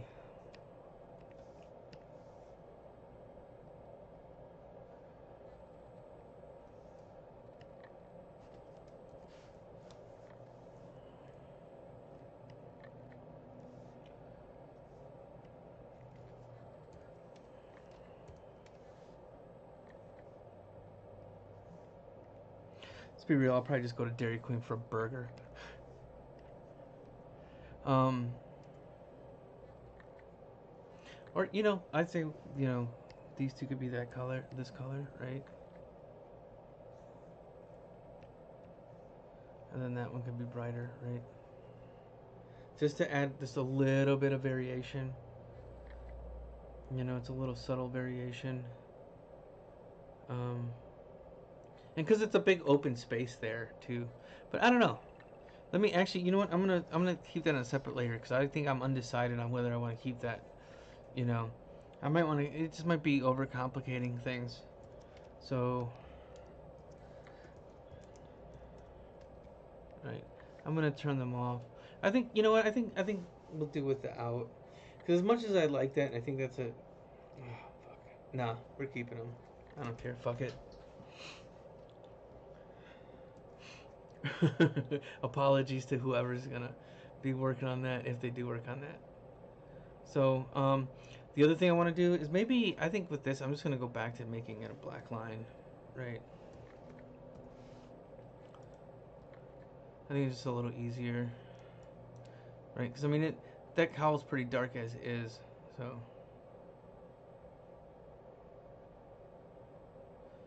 Taking a look, see if there's anything else. The other thing, like this is what I like doing for my own personal stuff, is like with these teeth. You know, sometimes I just pick that color, maybe go just a little bit darker, and then you know, right? I'll just color them, and it kind of recesses them a little bit more. You know, so it shows that they're inside. You know, and it doesn't compete with the mouth, right? In terms of like, you know, the mouth is a bigger shape. You know, and this is just a part of it. So it's nested within it. You know, for a while I was not even having any outlines on teeth. It was just pure color on color, and I think, you know, in my opinion, I don't know if I would do it for this one. I could try it, but it's more work because it's an extra set of layers. It's an extra group, but I would make a mouth group, right, and then the back of the mouth, this part here would be um, the bottom layer, right? And then stacked on top of that would probably be like if there's a tongue, a tongue. If there's stacked on top of that, there's teeth, right? And then they would all get kind of these shadows, like drop shadows on the bottom lip. I don't know if I want to do that here. I kind of wanted to keep it clean, and I think maybe with the colored line, it's enough. Okay, so I got this. Okay, I got this, got this, got this, got this. Cool, man. I mean, I think this is essentially it, right? I don't know. What do you think, man? You know, man, maybe I can work on the thumb on stream. Do the thumbnail on stream, right? You know, because I don't want to get too, with only like 15 minutes left, I really don't want to get into working on this stuff, right? So let's do something that, I think this is a satisfactory ending for me. I don't know if I'm 100% sold on it, but that's also going to depend on, or you know what? Let's do one more thing. Speaking of line colors, um, let's get this little skull guy. Um, yeah. Let's see. We'll start with this, and then we'll. Oh shit! They're not matching. Oops. Let's just do this one. Or yeah, let's just do this. Yeah, let's stick with the one on the. Let's do the one on the left. All right, let's just do that one. It'll just be easier. All right, let's just do that. I was afraid that it's gonna look too like, I'm not trying to do any like stereotypes or anything like that, or nasty tropes. So if something looks like it's heading that direction, I'm trying to steer away from it. Right? Okay. This is not gonna be symmetrical. Sorry. Right. I want to do right, and then you gotta get that nose.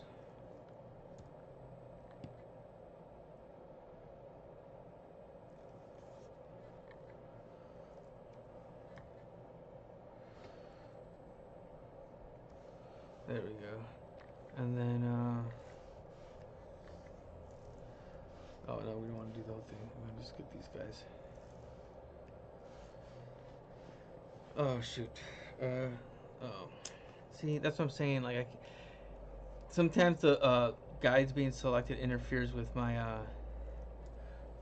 my actions and stuff like that. You know what I mean? Here, let's do the mirror then. Uh,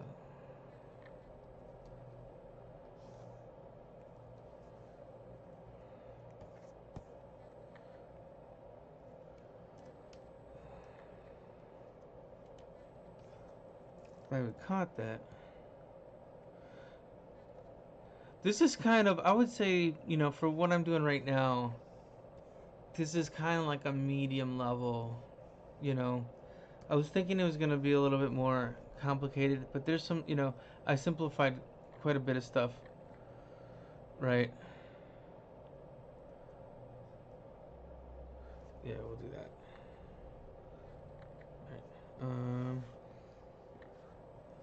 Because some parts are pretty complicated, and I think I kind of countered that with like, simplifying the cape, the cowl, the body, and even some of the colors, Um, but for this, some of it I think is going to be a lot more complicated. Also, you know what?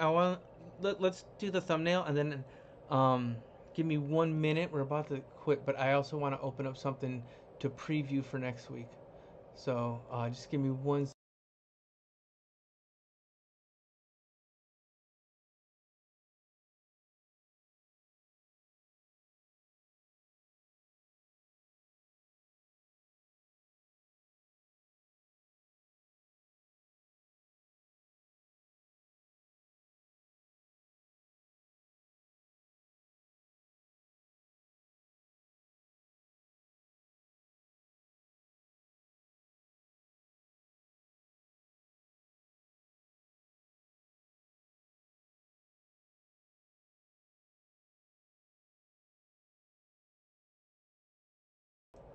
So I'm going to show you a little preview in a second of what to expect next week. So this is for this project. I'm going to do my best, depending on how the weekend goes, to finish this guy,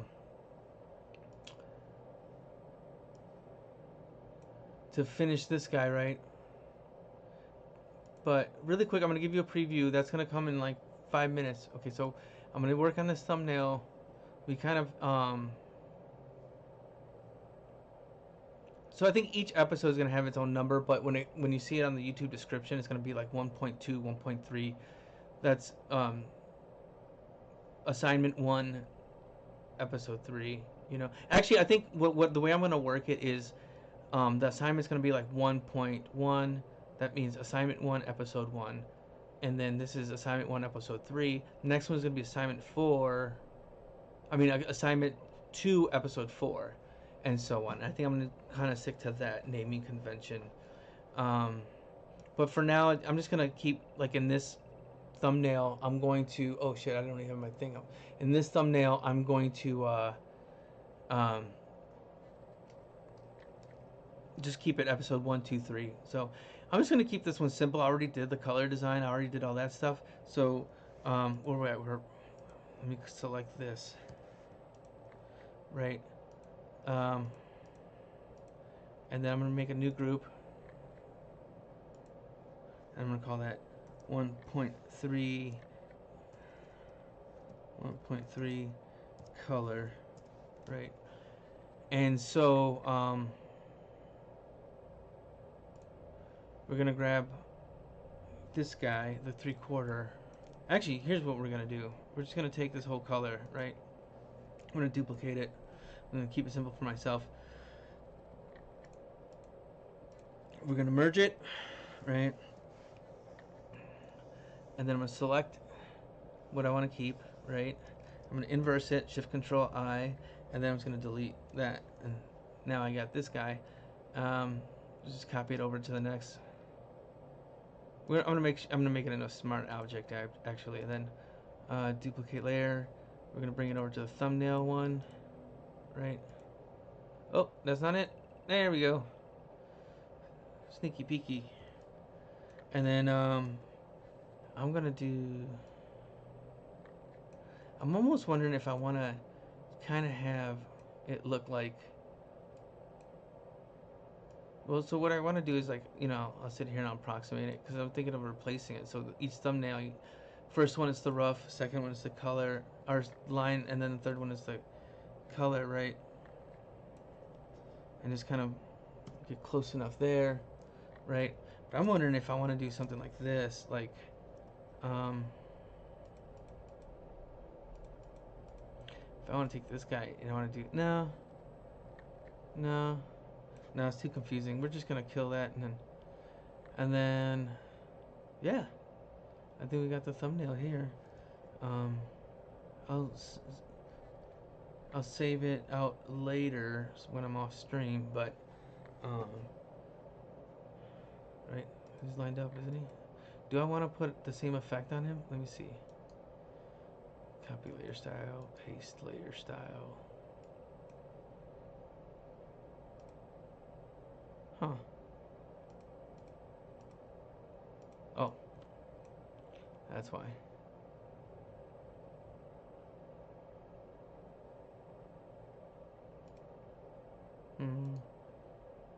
Yeah, we'll leave that. We'll put a little bit of a or do I just want it clean? I think it works better clean actually because of the fuzziness of the other rest of it. Cool. So, thanks for joining me today. Thanks for joining me this week, and I'm glad that we got to something, right? I mean, it's not, you know, it's not the entire turn, but seeing that I just came up with this earlier this week and scrambling to get everything together, and you know, what I want to do when I stream now is kind of have some points set up, you know, throughout the stream where I want to accomplish certain things to keep things from being dry or too dry. I know they're going to be dry, but on Wednesday, myself and Jake Pickle, we're gonna be. If you're in Chicago, we'll be DJing at Royal Palms. It's supposed to be a rooftop. I think we're doing it up on the rooftop, apparently. So that'd be fucking dope. If you can come through, man, come through. It should be fun times. Um, if you like this playlist, and I'll probably be playing stuff like that. It's just be good time party music. Um, don't forget to save often and back your shit up. Okay, we got this. We got this down. So what's coming up next week is so this week was the Shadow Crush 90 week. Next week is Menu Massacre week. Week after that is gonna be Gabby's Gears week, and I'm still trying to figure it out, man. Cause like the idea of like having to edit all these videos together just kind of seems daunting. So I don't know how soon I'm gonna have a video put together for this. Um, I'm gonna try to spend the rest of today just kind of figuring all that out, like what that would look like, and if I can over the weekend, possibly edit a video together. Um, and thus, you kind of have this entire process in just one. This is 12 hours a week, so I'm gonna try to boil it down to like maybe 20 minutes. And that's gonna be through time lapse. I don't know how to work all that. I'll figure it out. I feel like I should be running a secondary recording of my screen to be able to use for that. So I'm gonna go through all these things and try to figure out what works. But so far I'm having fun, and so far I'm enjoying it. I'm batting 3 for 3 right now, which is of late I haven't been so great at. So if I can keep this up, that'd be amazing. And I feel like taking a week in between is a good idea, and that way I can kind of prep for it and figure out what to expect. So for next week, we're gonna go Menu Massacre. I kind of explained it. I think you can watch one of the older streams on YouTube. Not older streams, like 2 days. What? This is the 4th stream. We had a 0 stream. And we have me, Herman, and Spanky.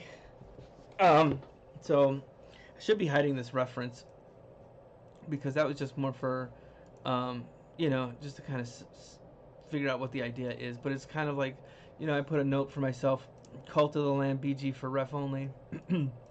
But, I was thinking about this in terms of like a roguelike game, and I would think, okay, would it fit better like on a top down? No, I think it works better at like in a plain type of area, So I want to try to do some backgrounds. That'll be later down the road, but those will be on the assignment as well. But next week we're starting with Chef Gundy. It's a simpler design than what we had today, but it doesn't mean it's any less tricky. He's got like, we got to figure out how these shapes kind of fit together. I'm want to shoot this for 2D. I kind of want to make it like it's a video game, right? So I want to do these little sprites. So we got different types of and that's what's under his chef's hat, right? He's a little demon. And this is a spring roll, breakfast burrito. I think next up, after that it's going to be Gabby, and then when we come back to, and then it's going to be, we're coming back to this stuff, right? But when we circle back around, we're going to come, I think Falafel is going to be the first character we design after Gundy, and then breakfast burrito, because that's the order in which I created them. And so I think I'm going to stick with that. And then the rest will just come as they come, right? Everything else just kind of come. But at least these 3, maybe even Scotch Egg will be 3rd, right? But these kind of characters did come in earlier, did kind of come in later. And so, yeah. So, man, I hope that you enjoyed. Thank you for joining me. I hope you enjoyed this week. I hope you have a great weekend. I hope you have a great week ahead. I'll see you on Wednesday. I might pop in on like blogs or whatever, doing stuff. I might pop in with another stream, just randomly. But for sure, next Wednesday, 11 o'clock Central Time, we'll be doing it again. And next on the fucking block is Chef